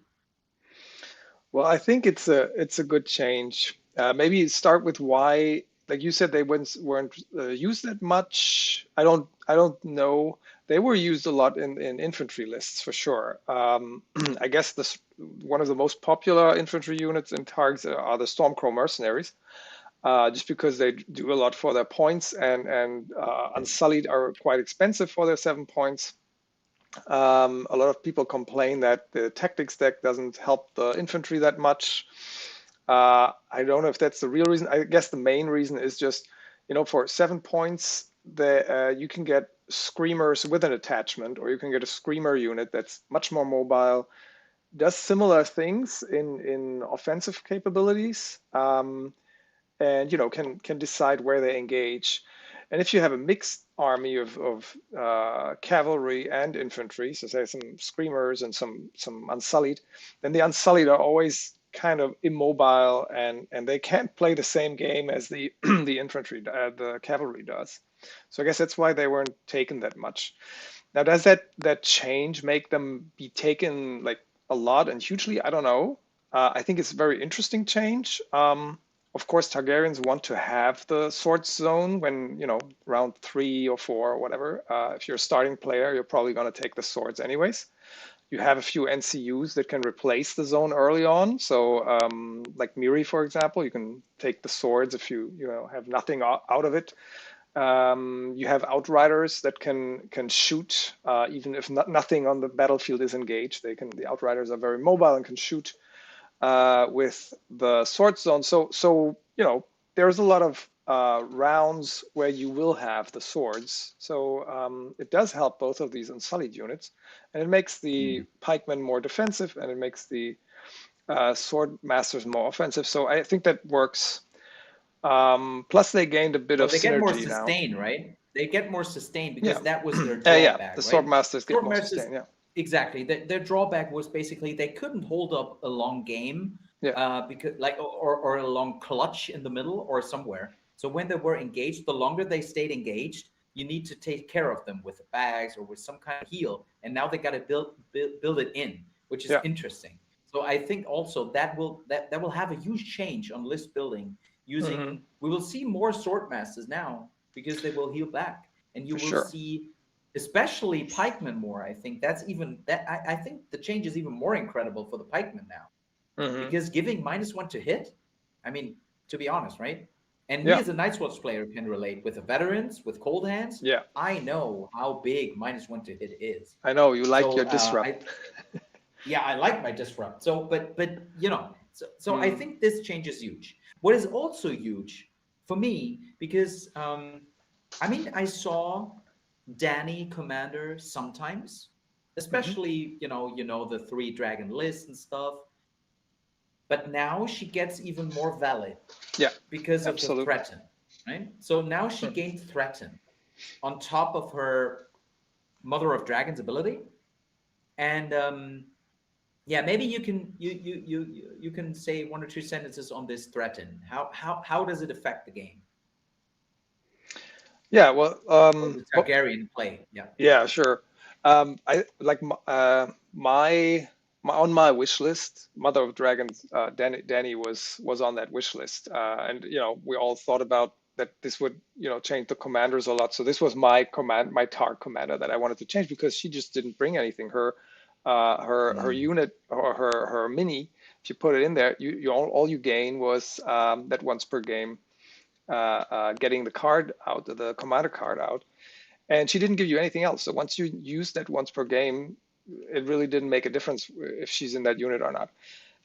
While other commanders always give some benefit to the unit. So now she does. Now she gives threaten, and threaten is a really strong ability. You have units that use it, like Sandor now, the neutral Sandor uses it, and he's it's a good attachment that you can put into a lot of units just to have that threat. And you would put Dany in this the Mother of Dragon commander in a dragon list, obviously. So you need to have her in a tanky unit, and a tanky unit that probably doesn't, if you put her in pikemen, which was popular, maybe behind Blackguard, that was really popular because you would make it super ugly if you attack this unit. So pikemen are popular, and they don't do that much on their own if the opponent ignores them. So if you put Dany now in the pikemen and you have them in the middle somewhere and the dragons fly around, your opponent will probably focus more on the dragons than attacking those pikemen and getting a set for charge. So having threaten in there makes them even more valuable because you can put them on a point, probably in the middle, on the middle objective. And from there, they can, like each round, they can dish out weakened tokens. So it makes them do stuff even if your opponent ignores them. So threaten on her is really good. Does it make her super powerful? No, but the changes, like this change, plus the changes to her tactics cards, make this probably the best change in this update for Targaryen. And I believe Targaryen to be one of the factions that actually got a lot out of it. Yes, as I said, and relatively many changes, right? So, and talk changes. or when we think about the tactics card also. So when I saw, which obviously a pretty good commander of the Targaryen side, which is Khal Drogo, there was always that one thing that no Targaryen player liked, which was Atrivat, right? Yeah. So this card was never really used. It was only used almost every time to draw a tactics card. And now it got changed. And now it has its definite upside, right? Because it gives you crit blow for a certain turn. So now you can make your cavalry units hitting really hard, especially like when you think screamers, when you think veterans, when you think all these units. When you think all these fast, hard-hitting cavalry units, this crit blow really gives them anything. Before it was a win more thing, or you got even like a drawback out of it. So most of the time you just threw it away.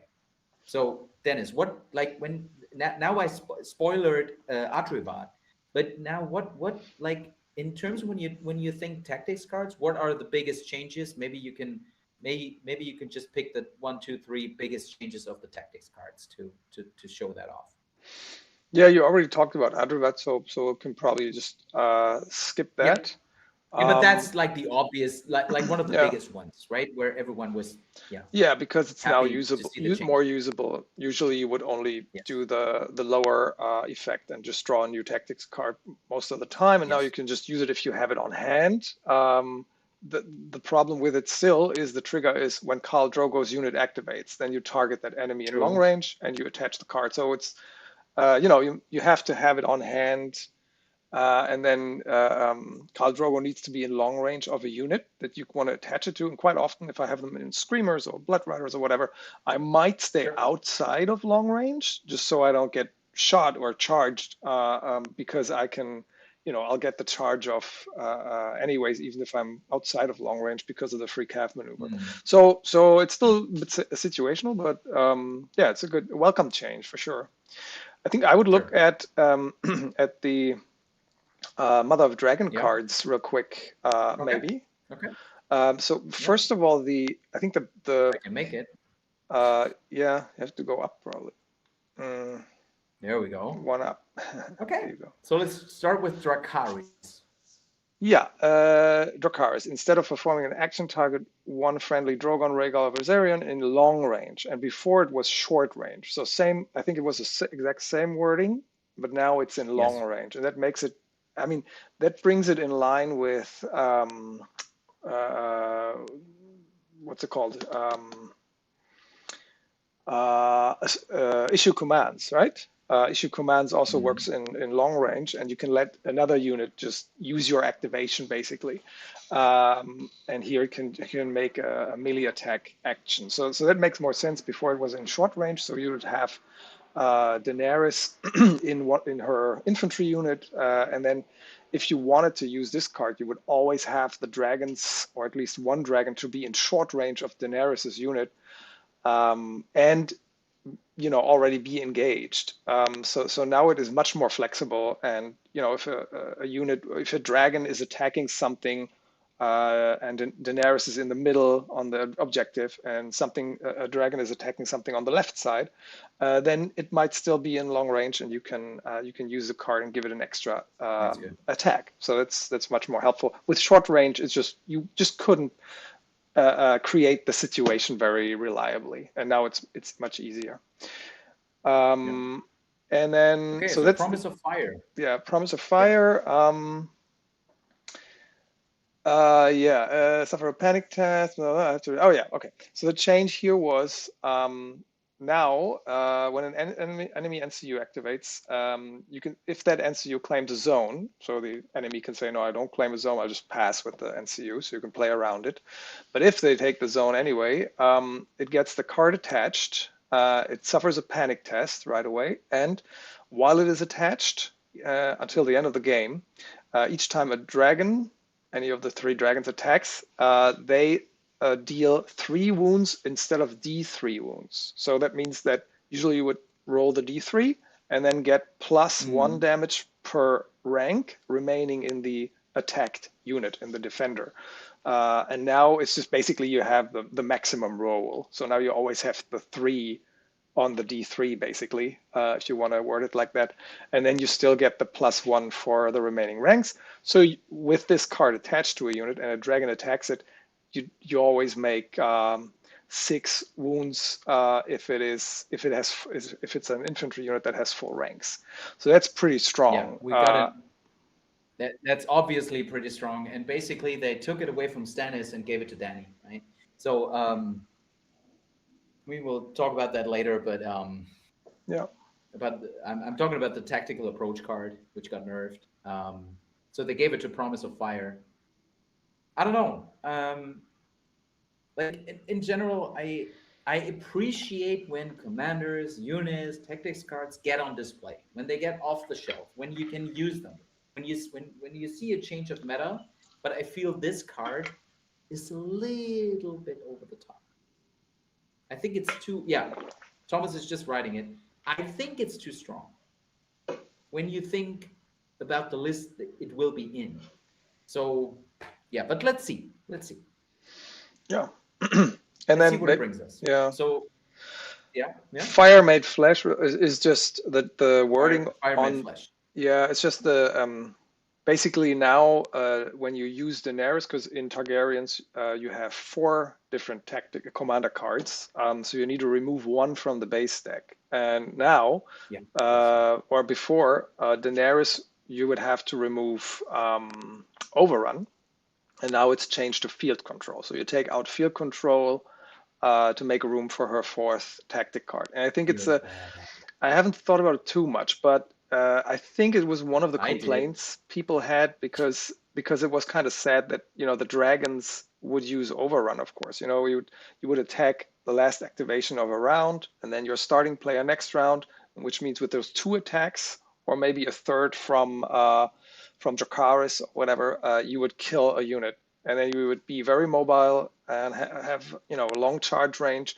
and then having that Overrun can really be very strong. So it was kind of sad that Daenerys, Mother of Dragons, took out Overrun, and now that's changed. So I think it's a very good change. But obviously it's a really good change for the Targaryen. But also let's remind ourselves on the change on Overrun, because in S4 Overrun gets changed that you can also do a march action. So even if you're not able to charge the next unit right away, which would be devastating for your opponent, but even if you don't, you can bring your dragon 12-inch behind enemy lines. Yeah, and it can march through enemy units as well. And does it ignore terrain on a march? It ignores on the maneuver. I think it also ignores on a march. I think so. Yeah. So I think so. So yeah. So yeah, that's really I hadn't thought about that. Can we wrap this up quickly? I want to paint my dragons. Can we? Please? Yeah, you can go now and paint your dragons. Let's go. All right. So have a nice evening, everyone. Have a nice evening. Dennis has to paint his dragon. Yeah. Thank you. All yeah. right. So, but again, I'm totally with Thomas here. I think especially this Promise of Fire. I don't know, man. I also feel that's probably too strong. At the same time, I appreciate the changes. So Dennis, Thomas, you go ahead. Just to clear this up, I don't think or I don't know if it's OP in the grand scheme of things. If it's really too strong, we will see. But it is strong. As I wrote in the chat, it's better to have consistency than casino, and I would value this very highly to have. Yeah. Normally, I need to be lucky, and with this thing, I don't have to be lucky. It just you works don't have to be as it lucky. should, and I would value that a lot. Yeah. And think about it; it's attached until the end of the game. Yeah. Yeah. So even if you that's don't kill what's it, also crazy. It's not only one time 3 damage, but if you put it on the centerpiece unit of the enemy in early round or whatever, I mean, the opponent will never let you do this. Yeah, like they would just forfeit the NCU activation instead of letting the Targaryen player use this card. Because if this card is attached to a very important unit at the start of the game, it's going to be that's going to be really rough. Yeah, so I think most of the time it will just ensure that a certain NCU will not activate That's what I was going to say. claim a zone, because you probably won't see this card in action on the board too much, because the effect is just very strong, and yeah, it's just a very good deterrent. Huh? I think that's probably the reason it's not. You know, Thomas used the word OP, oppressive. That's probably the reason it's not oppressive, because your opponent has something against it. Let's just think about the old tactical approach. There was nothing you can do about tactical approach from Stannis. It was just start of any round, and you couldn't do anything about it. And when a Baratheon player used to draw tactical approach right away in first and second round, oh man, you could run. Right. So now, at least Promise of Fire, you have something against it. But it also gives something that Targaryens, actually, they have quite a lot of like board control, like tactics board control compared to the units. Probably not Martell, but against the others, they have quite a board control to Piet Pre and stuff. So, but this gives a great tech piece to shut down NCUs in certain moments, right? Which is good. So that's what I was also going to say, that you won't see it that much, but you have to remember that Daenerys Commander mini brings the once per game that she can take out commander card, so she can just have it on hand first round, and shut down NCU in whichever round she needs it. She can take that commander card. So that's I think it's quite strong, because you suppress a commander in a round where you need it, because you can fish for the card. True, but I think when we talk fishing on the Mother of Dragons, you probably fish for the heal for the Firemade Flesh card for the dragons. Yeah, Firemade Flesh. So I don't know, but again, I appreciate the changes. It's good. Are there any Targaryen cards we should cover apart from the Mother of Dragon cards? Yeah, true. Or are there any, or should we go to Baratheons now? There's some more, maybe because of time, maybe just real quick that which one? Basically just real quick, 3 cards. So Retribution of the Dragon, the Grey Worm card. Along with Skahaz card, I think they did something really neat here, which is probably not super strong. I haven't thought about it that much, but something really neat here. The change is basically that it said in the lower part, each time this unit is attacked, if the attacker is Grey Worm's unit, it also becomes vulnerable. And now it has, if the attacker is Grey Worm's unit or an Unsullied unit, this unit becomes vulnerable. And it's something similar with Skahaz with Brazen Beast. So one of his cards got an additional wording that it not only affects him differently in the commander unit, but also always Brazen Beast. So I think it is really neat, because people were complaining that some of these units didn't work well with the commanders that lore-wise should be the perfect commander or perfect attachment for these units. So Unsullied in general, and Brazen Beasts with Skahaz. So I think that's really neat. I don't know if it's strong, but I just wanted to mention that I think that's a good thing that they did, and interesting to have these commanders now have some more synergy with these lore-wise fitting units. And same with Warcry, Marcellin's Warcry. It's still Warcry. If it targets Marcellin's unit or an Unsullied unit, it gets the additional effect that the enemy becomes panicked and vulnerable. So those 3, the Unsullied now have synergy with a Grey Worm and Marcellin, and the Brazen Beasts have more synergy with Skahaz. And I really like that. Okay, I think that's it for Targaryens. Otherwise, we'll take up too much time here. Okay. So as we said, I already spoilered it in the light of Promise of Fire, but now we will go to Baratheons, and that's why Pascal is here. He's also our mod for the Baratheon faction. So and as I said, I spoilered it already.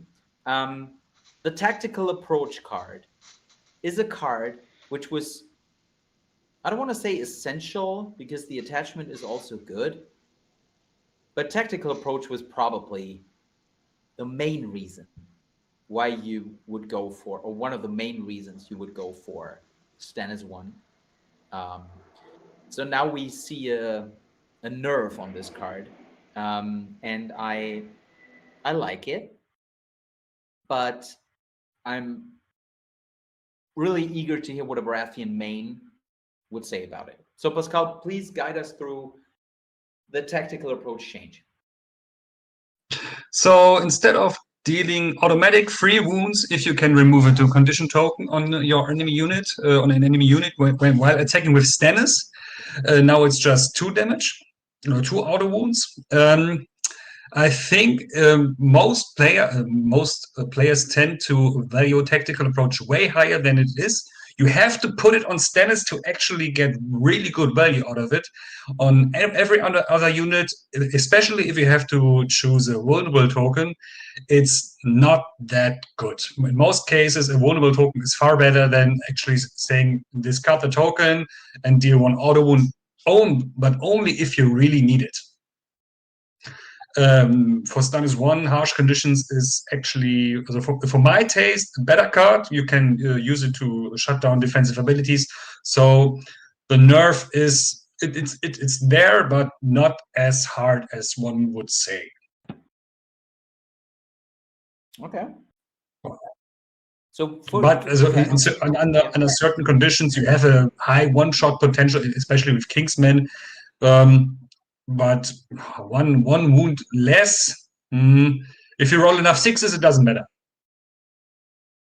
Yeah, but that's always the case in this game, right? Which I usually do not do, but that's a general thing. So, like, okay, so thanks on your insight on tactical approach. I'm pretty interested if the audience agrees on tactical approach, or this nerf does not play like as much of a role as you said, but. So for the Baratheon changes, what in your view, what are the biggest changes apart from the general ones? I mean, because we already discussed how big it could be for the Riders of High Garden and stuff. But what are the biggest changes? Is it Andrew? Is it Renly? What do you think? I wouldn't call any of it a big change. The biggest change would be the Riders of High Garden getting +1 to hit when they charge. Everything else, Andrew's first of the Kingsmen got an additional part where he can reroll moral tests, but only as of right now. It may be wrong to say so. When your opponent doesn't control a crown or letters, it may change to an end. So if your opponent doesn't control crown and letters, you can reroll it. But as of right now, first of Kingsman is still whack, you can say. It doesn't matter for most cards. Ours is the Fury. You only need one of these zones, which you probably always have. And for the other cards, having an engaged unit suffer a panic test, condition token, okay, but everything else doesn't. So not a change I would have expected. And Okay. Davos having removed the attachment limit, I don't know. Outflank in a low activation army isn't that strong, especially on Baratheon sides. You could pair him in Kingsman with his son Devon to get put him on the other flank and having an auto 6 on every charge. Could be strong, or put him into Ramsay to get the healing that you would like on during outflank, but still not a change I would say that I like. I would rather have seen his other son reduce his cost to 0 if he's played in a Davos army. Mm-hmm. Yeah. And an expectable return got draw once a turn. Just a necessary change because the card otherwise is still bad. And now you can even just cycle it if you have it on hand, which you will most likely do. And the attachment version, let's see how good Boisterous Charisma will get. at least with Stalwart, he will always he will mostly pass his panic tests to get this the token out in short range. I'm actually a little bit underwhelmed. I would have expected more. There are quite a few commanders that could change. Could have seen quite some changes and attachments even more. Yeah, true. We'll have to see until the next patch. Okay. And I was really excited to try Andrew and Davos especially. They were right on my main priority list to test out an 8 activation lists. But right now, Stannis One True King will still be my go-to list for Baratheons. Let's see what the other list will be. It's not rightful here, definitely.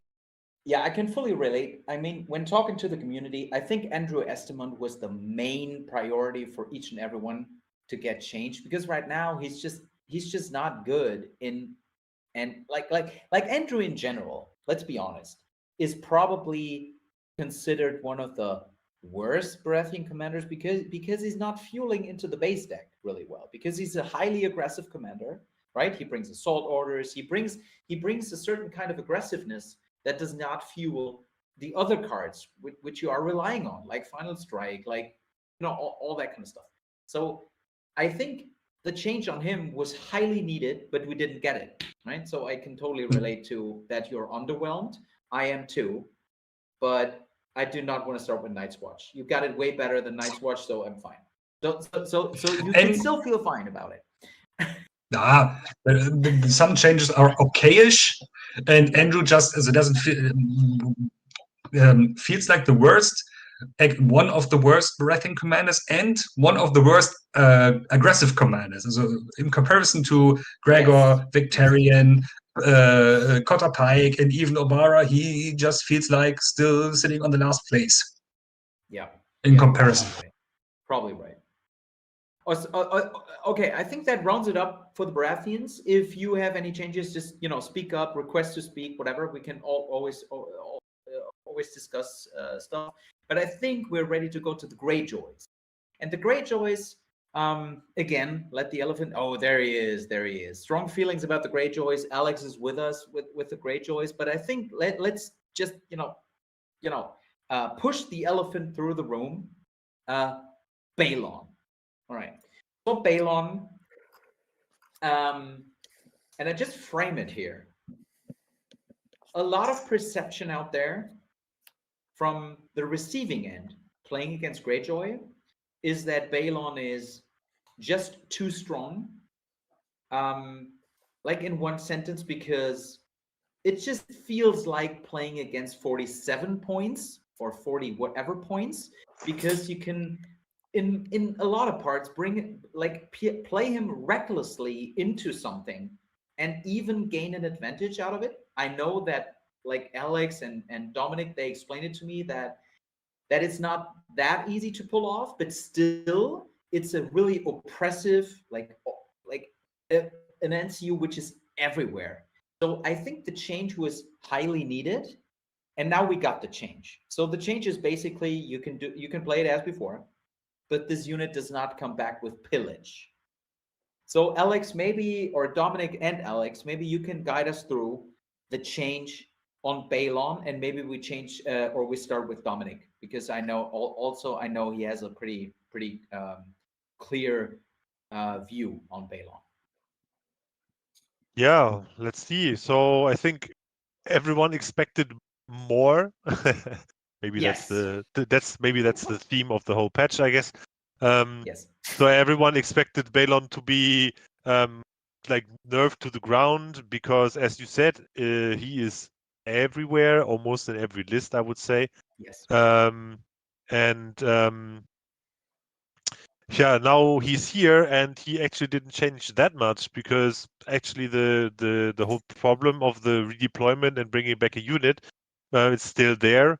Of course, it hurts a little bit that it loses the pillage, but in the end, that's not such a big change, to be honest. Yeah, I mean, I'd rather have my Silence Man come back in your flank without pillage than them not coming back at all, you know? So yes. it's still very strong, and I think they didn't get it that this ability is just not so fun to play against. And a lot of people were discussing that maybe it should be like a what's from the FreeFolk, the card again, and the sword kind of mechanic. Yeah, that the unit just comes back, or only a Reaver unit comes back in your deployment zone, and already activated. Or already activated. Yeah, there were a lot of opportunities or possibilities to change that, and they didn't do it. And I mean, I'm kind of, I don't know if I'm really happy about it, because I was already in my head planning without Balon. Now he's still there. The main drawback that I always found with Balon is that in some games you don't even lose a unit, and then it's 5 dead points. Yeah, I mean, he still can claim zones, but then his ability doesn't do anything. That's a bit sad. I'd rather, would be nice if the effect would not be as strong, and you get like an influence on top, like that you have a split ability like Corrin used to have, yeah, but not as strong as before. And now it's just like, okay, it's like a, either or, you have it or you have it not. And yeah, it's just not, in games where I don't lose a unit, I'm thinking would be nicer to have Vandermeer or Roderick or Varys or something. Yeah, I would have gotten more out of it. And so they nerfed him a bit, but it's not really relevant. I have to say, he will still be played. Yeah, he will still Alex? stay in What do you think? Yeah, 100%. He will still stay in order include. I'm pretty much sure.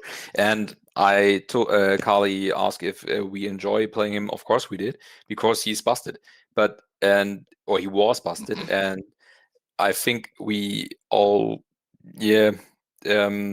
argued on every tournament and about which style you can, or which change you can go, which direction you can go. I think this is the nicest one, the smallest change, because at the end, if you're happy, or if you got a good Balon use, you bring back like an Iron Maker with Dagmar, for example, or an Victorian in Silence Man, and then you only use like the double Sundering and -1 on the morale. Doesn't hurt as much. You can still wipe something out, and normally you will bring back these units and try to get an early attack, so you reclaim this pillage. Or you, like if you bring back Victorian, you activate it comes back unactivated. You activate him, you charge him in, you kill 2 ranks or destroy 2 ranks, and then you have your pillage back. So not a big change, and I can get why people.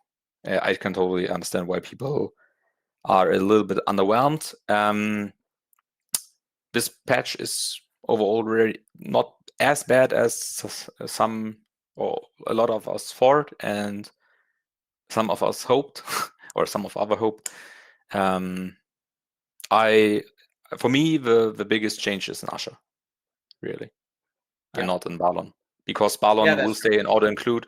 But maybe, which is bad, right? I mean, maybe in auto, because you have a lot of very nice, very good NCUs with a lot of different play styles you can support. And I think if you gave him a complete, I think you have to either give him a complete overhaul. But at the end of the day, most of the Greyjoy lists at the state of the day need Balon, because they are, or before. I think if we look to the other the change for the units, especially the Iron Makers, you have a better, very tanky option now. So Balon isn't as badly needed as before. Same with Pillagers and with the Black Shade Chosen. Before, with these 2 units, you only have very, very squishy units, like a 5+ safe unit. So not as badly needed as before.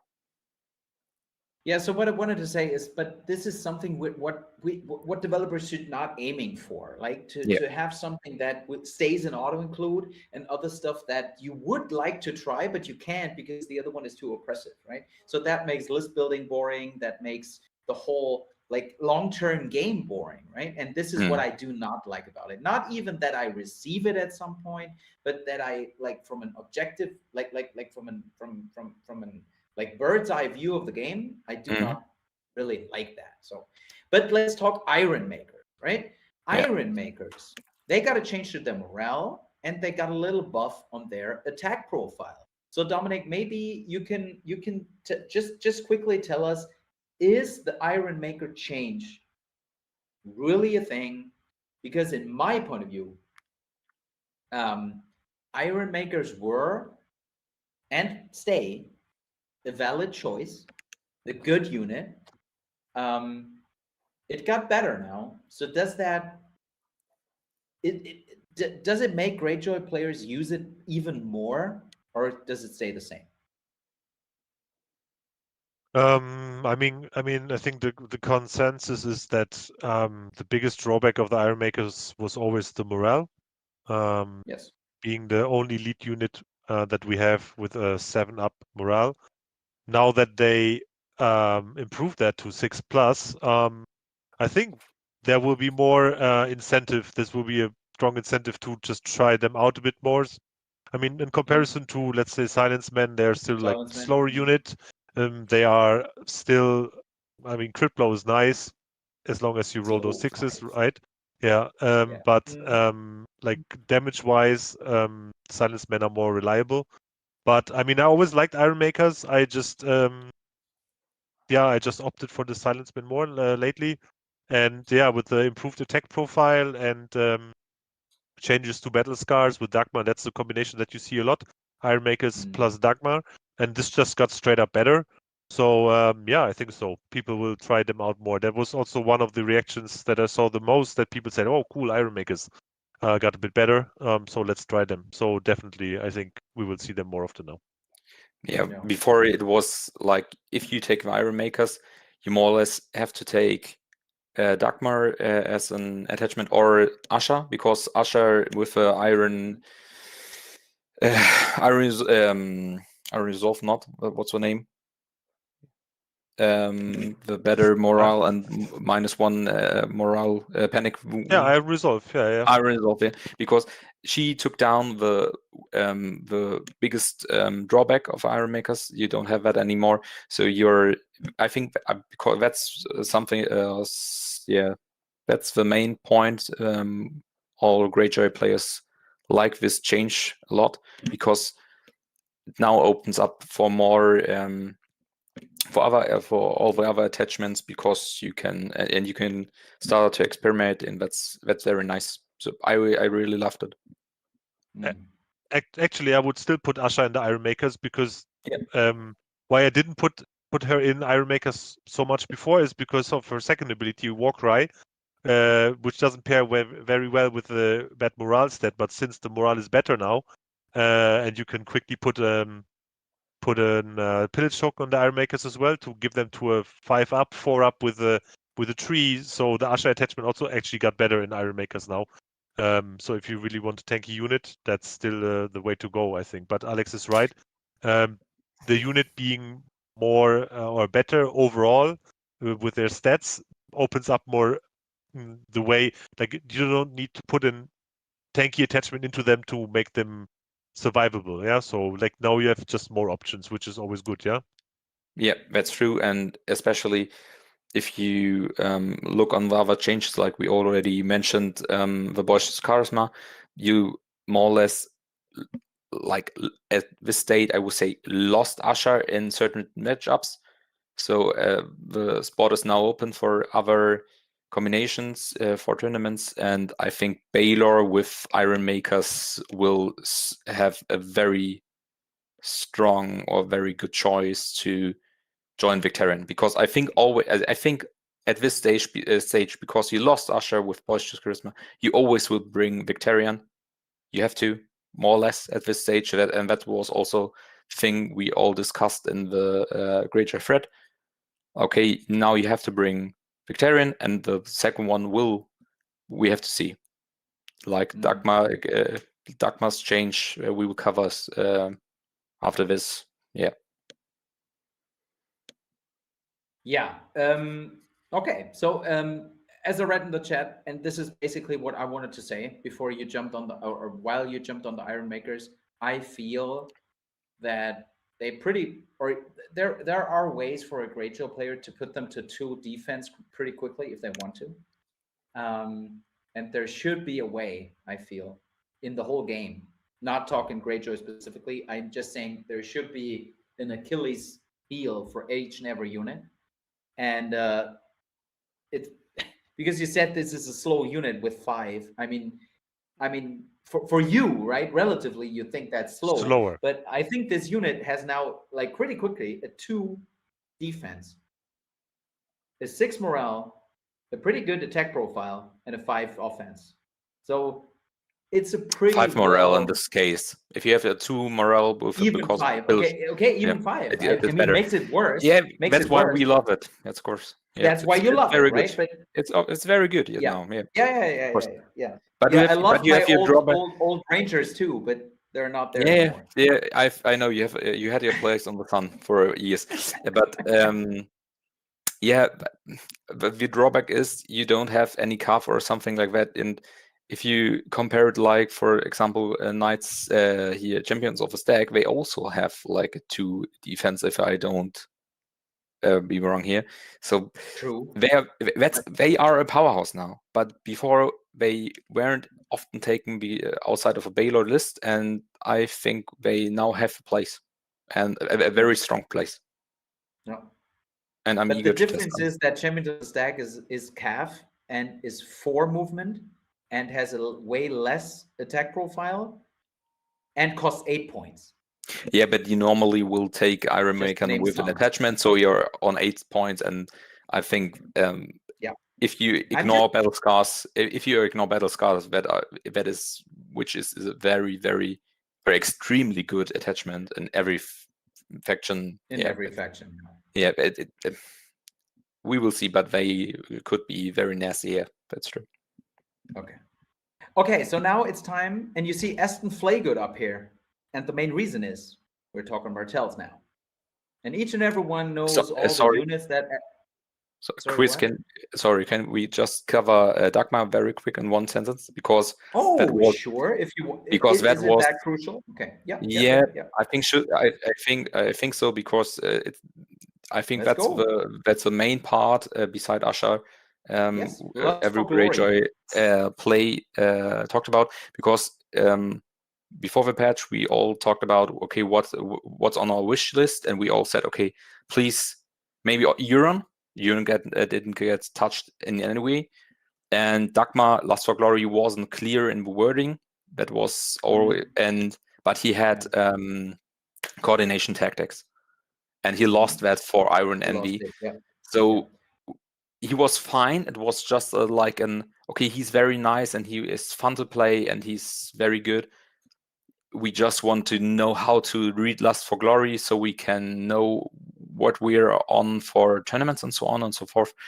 And that's gone. Lust for Glory is very nice, and I think every Greyjoy player I talked about with over that was like, you read Lust for Glory, you were very happy, then you read Iron Envy, and you were very sad because none of us get the point of Iron Envy. You have tactic cards in your base deck that do the same thing. So why? It doesn't get any better. Vulnerable is not a nice thing. So you have Sundering or Vicious on most of your units. So and the remove a pillage here. And if you have a Bowman, they have or the Blackhead Chosen, and let's be honest, nearly every list has at least one of them. You have also Divide with Ball, so you don't need it. That's a missed opportunity. You just more or less, if you listen to if you read the thread, you killed a commander that was very nice and at a good spot for you before. That wasn't necessary. So yeah, But that's it for Greyjoys, in my opinion. Yeah, sorry. Yeah, I totally forgot about it. Yeah. Totally good summary. Yeah, I'm just saying. Iron Envy is just in a weird spot. It's like the old Iron Prize, which was like, meh, I have to spend a pillage to get like a shitty effect, and now I have to take a wound and become vulnerable to get something that I can also get off other cards. It's just not. And they dropped coordination tactics, which was, for me personally, I don't know. I was always too stupid to pull it off. But there were crazy combinations to get out of Dagmar and Ramsey attachment, for example. That was very popular. And now they took coordination tactics out and put Iron Envy in, which is, I don't know, basically a dead card. Feels like bad, has yeah. a stupid trigger. You have to invest way too much for something that almost all your units have, as Alex said. If you would only suffer one wound without a vulnerable, then yeah, maybe you could think about it, but I don't like it. But Lust for Glory, second card, is now easy to use, and it's this special rules, like it was ruled differently on different tournaments. So now it's pretty clear what it's doing, and it's better to use and easier to use, so that's good. But Iron Envy was not necessary. I don't know. Like if they wanted to get rid of coordination tactics, then okay, why not? But and try something new. But Iron Envy is not it. Yeah, got it. All right, thank you guys for the Greyjoy summary. And I feel Dominic has to go now; he has to leave us. But we we already have Aston up here. We have Thomas up here because now we'll talk Martells. And Martells, it might be an individual thing for me, but you know what? We have to talk about the Strangler first. Yes, and I know you're laughing, and I know why you're laughing. Finally. And I have to say, before we jump in to any specifics, any details, I love to play the old Strangler already. Even for 5, even before the heal, because I just liked it lore-wise. I just liked what it does. I just liked it. It played very well into the faction. But now the Strangler, in my point of view, got really good, especially when you can pull it off to combine it with something like rising temperatures and the other stuff that is already in the base deck. Yep. So Aston, great to have you. Maybe you can guide us through the poison, the Strangler. Yeah, the poison. I think so. Targaryens and the Strangler so far got, I think, in total. This is the second change. So the first change was adding healing to her NCU ability, and now they finally changed the Strangler. So before the poisoned NCU was collecting tokens, and when he received or she received like 2 tokens, it died, or she died, or he died. And now it's completely different, and I think it allows much more control. Yeah, so I think even and this is now by game rounds. Yeah, so we are not collecting any more tokens, and we have to wait until an NCU dies. Now from first round, if the NCU is occupying or claiming the zone, Strangler is active. And I mean, losing all abilities for an NCU can be pretty strong. And I think this allows exactly the control. I can control the swords or any other zone I'm interested in. And I think the rest is just adding up. And in my opinion, brings the opponent in a really tough spot. Yeah. Thomas, what do you think? Yep. Yeah, well, what can I say? I mean, you summed it up pretty well, I would say. That he directly loses all abilities from round 2 is really, really good. Yeah, so you really... You can say that. You really... I mean, there are some things, right? There are still some things that could play around this, like Gilly or... Keto, yeah. Gilly, I'm actually not sure. I would have to read her text. No. But Gilly maybe not, but No. here the thing. You're digging your grave, man. What's her name? The Targaryen lady, which you use for taking a card. I forgot her name. This one. You mean Miss Sunday? Yeah, Miss Sunday maybe. Miss Sunday. Stuff Yeah. like this. You could just take it with Sacrifice her. You mean like? Yeah. I mean, Yeah. I mean, she would die at round 5, but yeah. Yeah. It's in this way it's a bit the same as it was before. Like before it was it was like, okay, maybe I don't take it in round 2 directly, but in round 3 if I really need the zone or it's really important for the game, then I just take it and then my NCU dies 2 rounds later. Now this is a bit stronger, right? Because your NCU already loses some stuff on the way to his death. But yeah, it's still 5 points. I don't know, but it's obviously better than before. So it would be interesting to use her and see what's happening. Yeah, it gives a lot of control because it's like this mind game. The enemy really has to think about it. And do I really want to take this? And he has to plan ahead 2 or 3 rounds to assess this. And yeah, it's good. No. I think it's pretty strong, to be honest. I mean, loses all abilities. I mean, imagine ourselves doing list building, and we come to the point where we pick our 3 NCUs, and you're trying to pick something with an influence. Yeah, which one you would like to sacrifice exactly? Exactly, and then you pick something with gives out token, dishes out token, or removes tokens. And you try to have an NCU with or which replaces something on the bat. So you're trying to get a good setup. And now you see the Strangler across the board. So now this, at that very moment, you have to decide, what do I sacrifice? Do I sacrifice the replacement, the token dish or the token removal, the influence? I don't know. So I think this is really strong. I know it's 5 points, but I think together with, when you think the whole Martells deck and the way they play through, I think this card fuels really well into it. I mean, it's definitely you have to try it out, I think, and then also combined maybe with Doran. I mean, we now have really.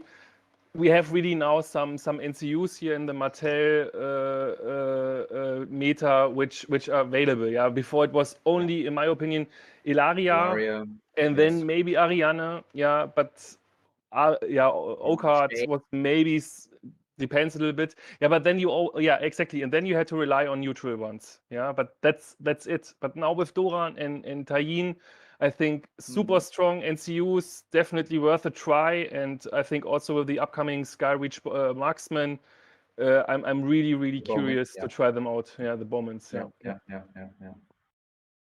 So I think great change. I'm really happy about that. And this was also on my wish list, just to change the NCUs. This was a top priority in my opinion for Martell. Change NCUs. Yeah. The bigger deal is Doran, actually. I would say. I mean, yes. So let's go to Doran. Yeah, so Strangler, super fine, and now Doran. Crazy. I mean, before it was all about the victory, gaining victory points while claiming zones. Yeah, this was the theme, and now they changed it completely. Now everything is around the water guns. Water guns are still there, but now you collect token while claiming water guns, and now you can also spend those order tokens. Yeah, and you can do in principle everything. You can heal, you can draw tactic cards, you can remove condition tokens, you can place condition tokens on enemy units, you can pivot and shift, and this is also cool in my opinion. You can orbital give auto wounds or wounds to any unit. Yeah, it's a zone replace, right? So if you combine this with the card, I always forget the names of stuff. You have this card, this revenge card from Martells, so you could combine it with this and then. Von Damon, you mean Damon? No, the standard card from the base deck. Revenge, Rhonish Vengeance. Yeah, he meant, yeah. You Rhonish could combine Vengeance. it with this in the late game too, so yeah, really cool. Yeah, then you suffer wounds either way, and then you have him. And in worst case, you're just building it up, and then you have that one particular unit down on 1 rank, and you just say, "Oh, you know what? I think I got a Ward the Guardians and just kill your unit." Yeah, it's 8 wounds in principle. Yeah, so if you have the crown, of course, yeah, but it's like 8 wounds, and yeah, your opponent. Yeah. No, you can't. No, it's 4. Take these multiple times. You can't take them multiple times. This was a question I had. So remove up to 4 order tokens from friendly Doran. you For just do each 1 order wound. choose one. But Yeah. on all effects where you can take multiples of these, it needs to be stated. It states you can take multiple of them. Cruel methods. Right. Yeah. Maybe they FAQ it, but I think it's intended that you can't stack this in one use. Yeah, okay, but this is maybe something not really good worded here. But I'm with you. Here we need some clarification. Yeah, but I think you're correct. It was yeah. If you see the whole rule set, then it is okay because it always if you can take more, if you can take them, it's stated on the card. More than once, then it always says explicitly. It's said on the card, like on Cruel Methods, it says you can choose this effect multiple times. Yeah. Or twice. I guess it's intended, and it will stay like this. You will only be able, but it's still very good. It's still good. It's still anyway, very it's still good. And it's so flexible, right? And you gain basically 1 token every round if you want, because you just have to claim a zone. You always claim a zone typically, yeah. And if you take the Water Gardens, you even gain 2, so that can, it's, I don't know, that's like the Ultra Varus or something like this. It's your Ultra Varus, yeah. It's the Ultra Varus, yeah. And just do it on his Varus own. on crack. Yeah. Oh, man. No, I think Mateusz, I was wrong. 4 points. I just see 4 points, Mateusz, right. yeah. I think also All really right. interesting, and yeah, I'm really curious to play Doran now again. Yeah. Right. Maybe to sum it up on the NCUs. Sorry, what? Do you want to stay with Doran? Okay. Yeah, I just wanted to say I'm now curious playing Doran again. In Nymeria, I think quality of life change. I mean, here maybe you noticed they changed here the last sentence, so from Water Garden now to the horses, for the horses, and I think it's nice, because now it's not like depending also picking Doran and quality of life change. If Nymeria is played now, let's see. I think it's better than before, but let's see. Yeah. It's okayish, I would say, but yeah. Yeah, it won't put her up. No, I don't think so. Yeah, I think it won't put her up there. I think, as you said, I think it's a good change for her overall because she's way more usable and not dependent on others. Yeah. But it won't put Ilaria. It won't put Ilaria on the bench. It won't put Doran on the bench. It won't put some neutrals on the bench. And especially now with the new Strangler, maybe the Strangler even. Tayin. So even. So, but again, I can appreciate that they take a look at the NCUs because, as you said, NCUs were probably the greatest weak point. Weak point, or not weak because they have strong NCUs, but not like it was always like Ilaria, as you said. It was always like. That's easy. It just made list spilling boring. Very limited choice of now. Yeah. So I can appreciate that. So I think the last thing we should talk about. Yeah, landscape we already covered. I think we already talked about superior positioning too. Exactly. But I want to highlight superior positioning on Martells. I mean, that was the only defensive part. That was the only defensive part I was not really afraid of. in the No. Martells deck, and now, I mean, now you can probably, when you charge, you can probably get a disorderly charge Yes. on lowest attack die value, Yes. and you become weak, and you become weakened, right, or something, Yeah. whatever. Now, Yeah. each and every defensive card in the Martell deck does really, really hurt you. It's playable. Yeah, So, it's playable, and it's not like an auto. It made the base deck even better. Yeah, it discard. Yeah, exactly. Even though it was already one of the best tactics decks in the game, now it got even better.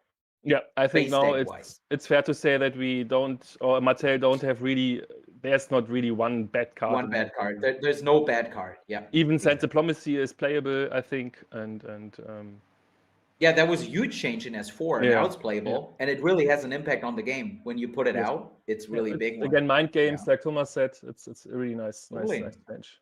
Totally. Yeah, and I think there was only one change to an attachment, which I mean, I also expected here a little bit more because I think there are some Mattel attachments which are not really used, and the only one they changed is in principle because of boisterous charisma, but they also reduced point costs.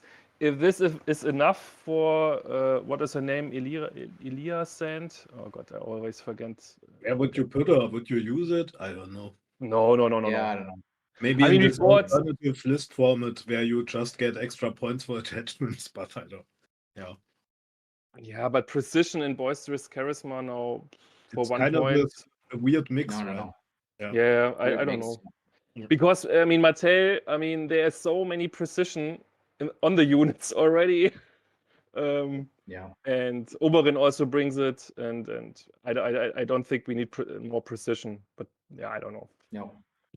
The game does not need more precision. So now I think Yes, we last should but go not to the least. last faction, which is the Boltons, and they are last in each and every aspect. And our mod wants to come up. That was expected. So there he is. Thanks, Aston, for being with us Yes. on the Martells. So, like the Boltons, to frame it, before we start out with a few changes, I feel a little bit back in the Night's Watch now, but so like in total, the whole faction got buffs, but probably not enough to make them to push them enough. So let's start with the units, right? So the Dreadfort Archers is, especially with Sour Ellen, is a unit that is interesting, especially when you play it with Roos. And what probably, or what, the only thing that happened on the Dreadfort Archers, except for the defense, I know, but it's probably not play a big role. So they do not get this punishment out of from shooting into melee. And I think this is a really good change. It was highly needed, but I doubt that it will put the faction to a different spot. But I totally like the change. What do you think? Well, at first, good evening to everybody still here around from your favorite Leech Lord. I think I really like the changes to the archers. They almost put everything in there what I wished. My first wish for the archers was of course to remove that kind of unnecessary auto wound you get when you shoot into your units with the low base moral of Boltons. Even the moral test you suffer was already punishing, oftentimes more than it helped out. So that is a really good change. I kind of hoped for to improve the armor too, so I'm really happy about that. I mean, it's an improvement by 100%. I would like it even more if I like to compare them to the Lightbringers. Same points with 4 armor and 6 moral. So I would have hoped for maybe putting moral on 6 also. But I like them now a bit more. I used to, if I have the points, I used to play the crossbowmans in Bolton either because of Sundering. Yeah, the Golden Company, Sure, and I really like obvious. the combination with Sour Ellen, but it was a point extra, so now I don't have that much headache putting the Dreadfort archers in there. And that armor change doesn't seem like much, but I have had the situation a couple of times where I took the swords and my enemy had Varys in there, and it's 3 hits, and 3 hits on a 6 are most of the time 3 dead models, so there's that. Yeah. Okay. Yeah. I don't know. I do not roll really well, so that's Me neither. That's on me. That's on me. But but again, I appreciate that they took away the punishment, which is a like overall theme of the Boltons, because they like a lot of times came with some kind of punishment. We will also see it on the tactics cards. But now let's go to the Dreadfort Spearmen. So the Spearmen basically stayed the same, but the Impaling Spear got better, / got an additional effect. So it used to be when you kill an enemy rank, and you could remember, you can also do it off of the set for charge.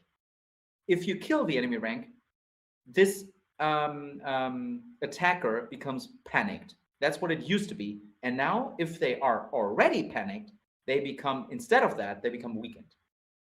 So it's even a little bit better. It's every enemy in short range. So not just the attacker. It used to be. It's true. Yeah. So that is the nice thing about that. I mean, that is the same. It used to be the same. All enemies in short range become panicked. That's what I mean. But yes. Oh, okay. So, but that stayed the same. Each and every one in short range became panicked, and now instead they become weakened. Exactly. Yes. And for 5 points, I feel that's a good one, right? For 5 points. I mean, for 5 points, they were an okay unit. Like most other Bolton units, the morale of 7 was their big unnecessary weakness, in my opinion. But on top of that, now weekend tokens, putting weekend tokens through Bolton abilities was only possible through Valda NCU if she claimed the crowns. So now we have another source of weekend tokens, which are arguably the best token. One can argue. Yep. And it's always been a bit of a problem with panic token overload. You had many abilities to put panic token on enemies, and chances were high that the enemies already were panicked. So nice to have that now in. With another commander we come in short time. I think this is something that many people will try out. Yeah, I would think so too. I like the package on 5 points. If it would be 6 or something, they would probably be not usable. But for 5 points, it's fair. Yes. I was actually expecting way more changes. I know I said that quite often today, and everyone feels the same. But especially on the Boltons and the Night's Watch, I had to say that. But especially on the Boltons, I was thinking there might be some more changes to not the base deck particularly, but some units. I was actually expecting a faction ability, a faction thing, like something like if they attack a unit which is panicked, they gain +1 to hit or something. I don't know. Something that is like only for the Boltons. But it's not here. So you know, we can whine about it, or we can be constructive on what we have. So we have harsh punishments. Harsh punishments, obviously, probably, or at least the most offensive, offensively speaking, the best card in the game. Probably the best, one of the best quest cards, or revenge cards in the game. Yeah. Right? Because you do not need to have anything to die. That's one. Yeah. That's huge, right? Because the other factions, apart from Night's Watch, they need something to die. So harsh punishments can just go out as quickly as possible. And just imagine that on Bolton Bastard Girls, imagine that on Flayed Man in particular. Yep. So if you put it out there, they gain Sundering and they attack with the highest attack their value. So this is big. And it used to be they become panicked and they suffer +1 wound from failing panic test. That stayed, but they removed the token. Okay. I think it's considerably a good change, but it's just a little tick to the needle because this panic token, have it or not, you will still play it out. It won't change how you play the card. It's good that you do not become panicked right away, because that a lot of times, if you did not remove it through bags quickly, meant that the first morale test you fail. A lot of times the panic token gets spent and sometimes you lose 4 wounds out of it. So I think it's a good change to the card. It's probably, I would have appreciated if it would be the other way around. You gain the panic token, but you do not suffer +1 wound until the end of the game. So, but you can't have everything. So I appreciate that they try to change the harsh punishments to be a better card. But I probably, as we all know, where the Boltons are and how they play out, I do not feel that the Boltons should be down there, because I think you can make them playable. At least when we gain the option to include neutrals, I think you can make them work. Probably not high end of the meta, but you can make it a average faction. And with these changes, I think it goes in the right direction, but they probably would have needed a little bit more to. I've said it earlier today in our channel chat. We are, I think, at -65 elo or something. We will now be at -40. It's like a huge improvement. Give us 2 years of updates and we're up with the big boys. Yeah, with that. And up there, Boltons will be number 1. Yeah. All right, so let's talk about Fear Keeps a Man Alive. So Fear Keeps a Man Alive, a heal card. So, and before we start in with that card, I have to say that the Boltons deck in general has quite some good healing ability in the deck. Yes. Right? Especially when you use Ruse, but also just with the base deck, because you have Cruel Methods in there, which is obviously, when you are able to put the panic out, a great healing card. But Absolutely. you also have Fear Keeps a Man Alive. And Fear Keeps a Man Alive also got better now, because you have this commander thing in addition to it. So now if that enemy is in short range of your commander's unit, restore +1 wound. So that could add up quickly when you think Ruse again in Blackguard. So someone fails a panic test, which is not a thing that happens rarely against Boltons, and you can really bring your commander up the middle to a pretty good sustain again with this card. And that's so the I appreciate point the tweak. Yeah.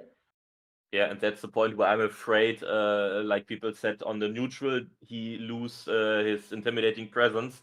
It's like cards like this where we need that extra wound to potentially heal. That change surprised me kind of a bit. Didn't expect it that they will change that.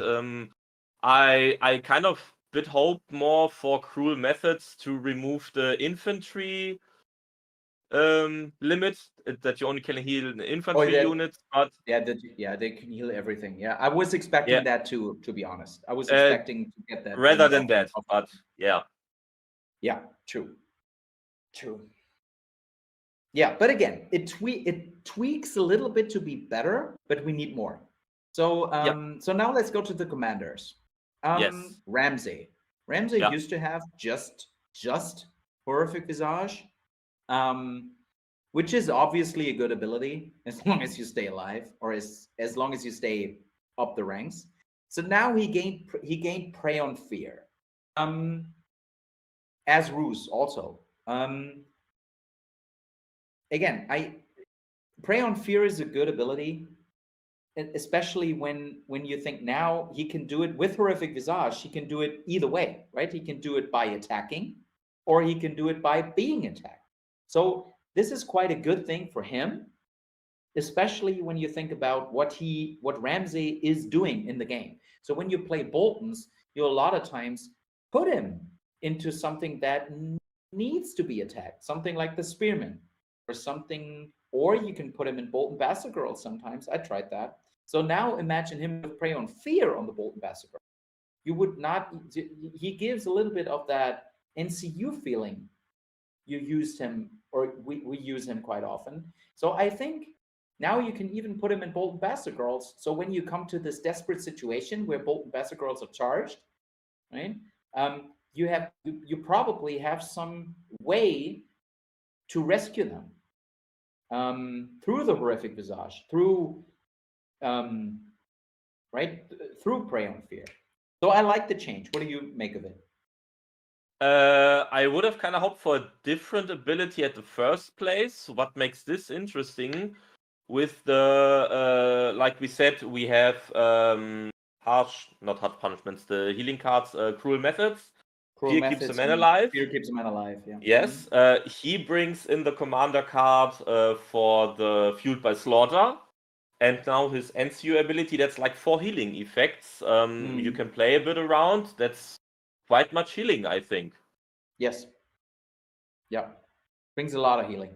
I was probably thinking actually on Intimidating Presence. I was hoping for some more Intimidating Presence. I was hoping for that too. This is a nice change, but he's still not. I'm still not sold on Ramsay. I wasn't until now, and I'm still not. No, me neither. But for me, the main reason why I'm not sold on Ramsay Commander is that his NCU is that strong.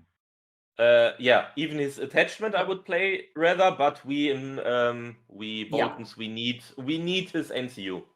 Exactly. So I'm just talking Boltons, and I think for the Bolton faction, like I know that I got some criticism in the chat when I said my go-to NCUs for the Boltons are Ramsay, Jane Poole, and Jaqen even, because this trio gives you a lot of things, right? And I know it's like 5-4-4. It's a 5-point. Jane is a 5-point, but as we all know, Boltons have pretty miserable morale, and Jane puts the stalwart on a stick exactly where it needs to be.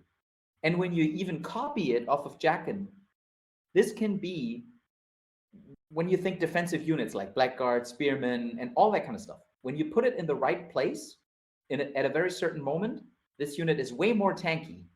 And especially sometimes in the long run, you have to put the Flatemen into something where the heat is. And they have just the 6 morale, but now imagine a Flateman unit with 3-4. So this really makes a difference. And that's why I play Jaqen that much, because I need the Fueled by Slaughter, I need the heal, and I also need the morale. I know there are different options, but this is my go-to when playing Boltons. And this is why I'm not sold on Ramsay Commander, because I just need him out there on tactic board. Yeah, I like to play Jaqen more often than the last time. Not for the Jane influence, but having 2 units with Fueled by Slaughter is also with Fueled by Slaughter. It's it's just can be great too. Yeah, it really depends on the situation. Okay, so now let's go to Steel Shank. Yes. Yeah. Steel Shank. So a commander that was rarely used, even though he brought this additional movement, but still not really used much. But now he gains Sundering.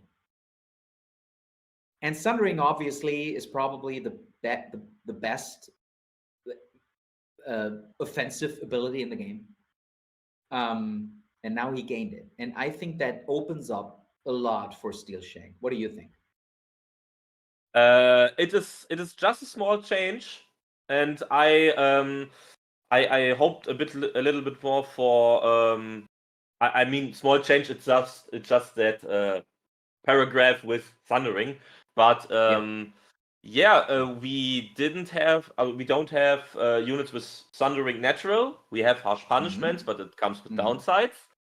Yes. And now we have a commander who gives our units just that keyword, and combined with his other abilities, I mean, you already put them in Spearman. Yep. And in future, I will keep that, and having Spearmen with Thundering, I mean, they get charged. You got hit with set for charge with Thundering now, which has the potential to deal damage, which has more potential to kill a rank, trigger the Impaling Spears. And I liked it really much.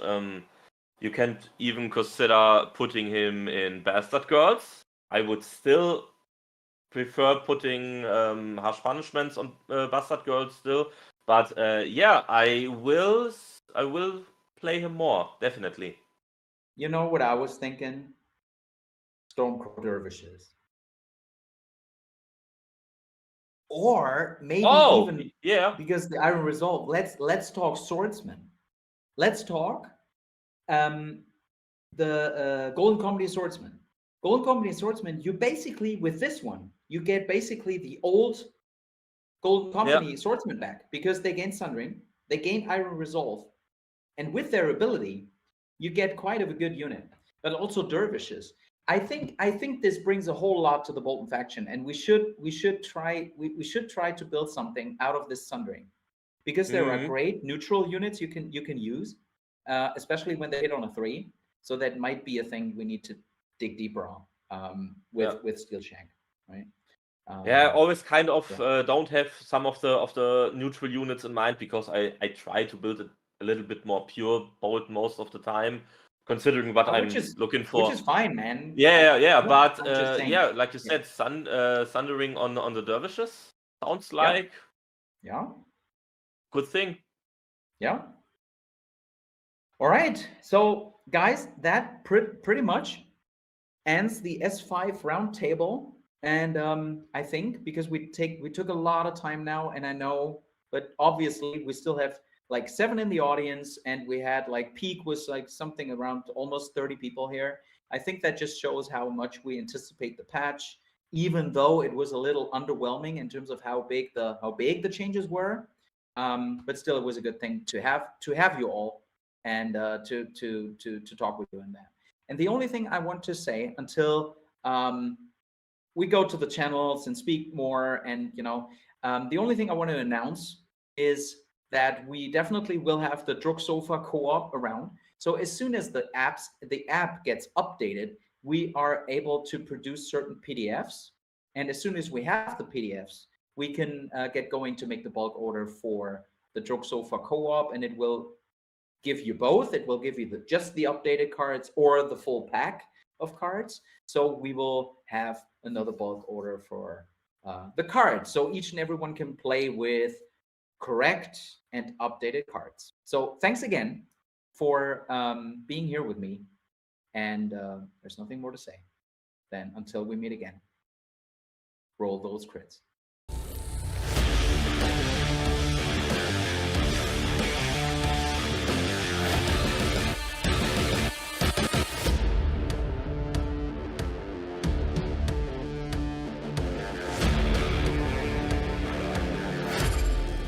Come for the hits and stay for the crits.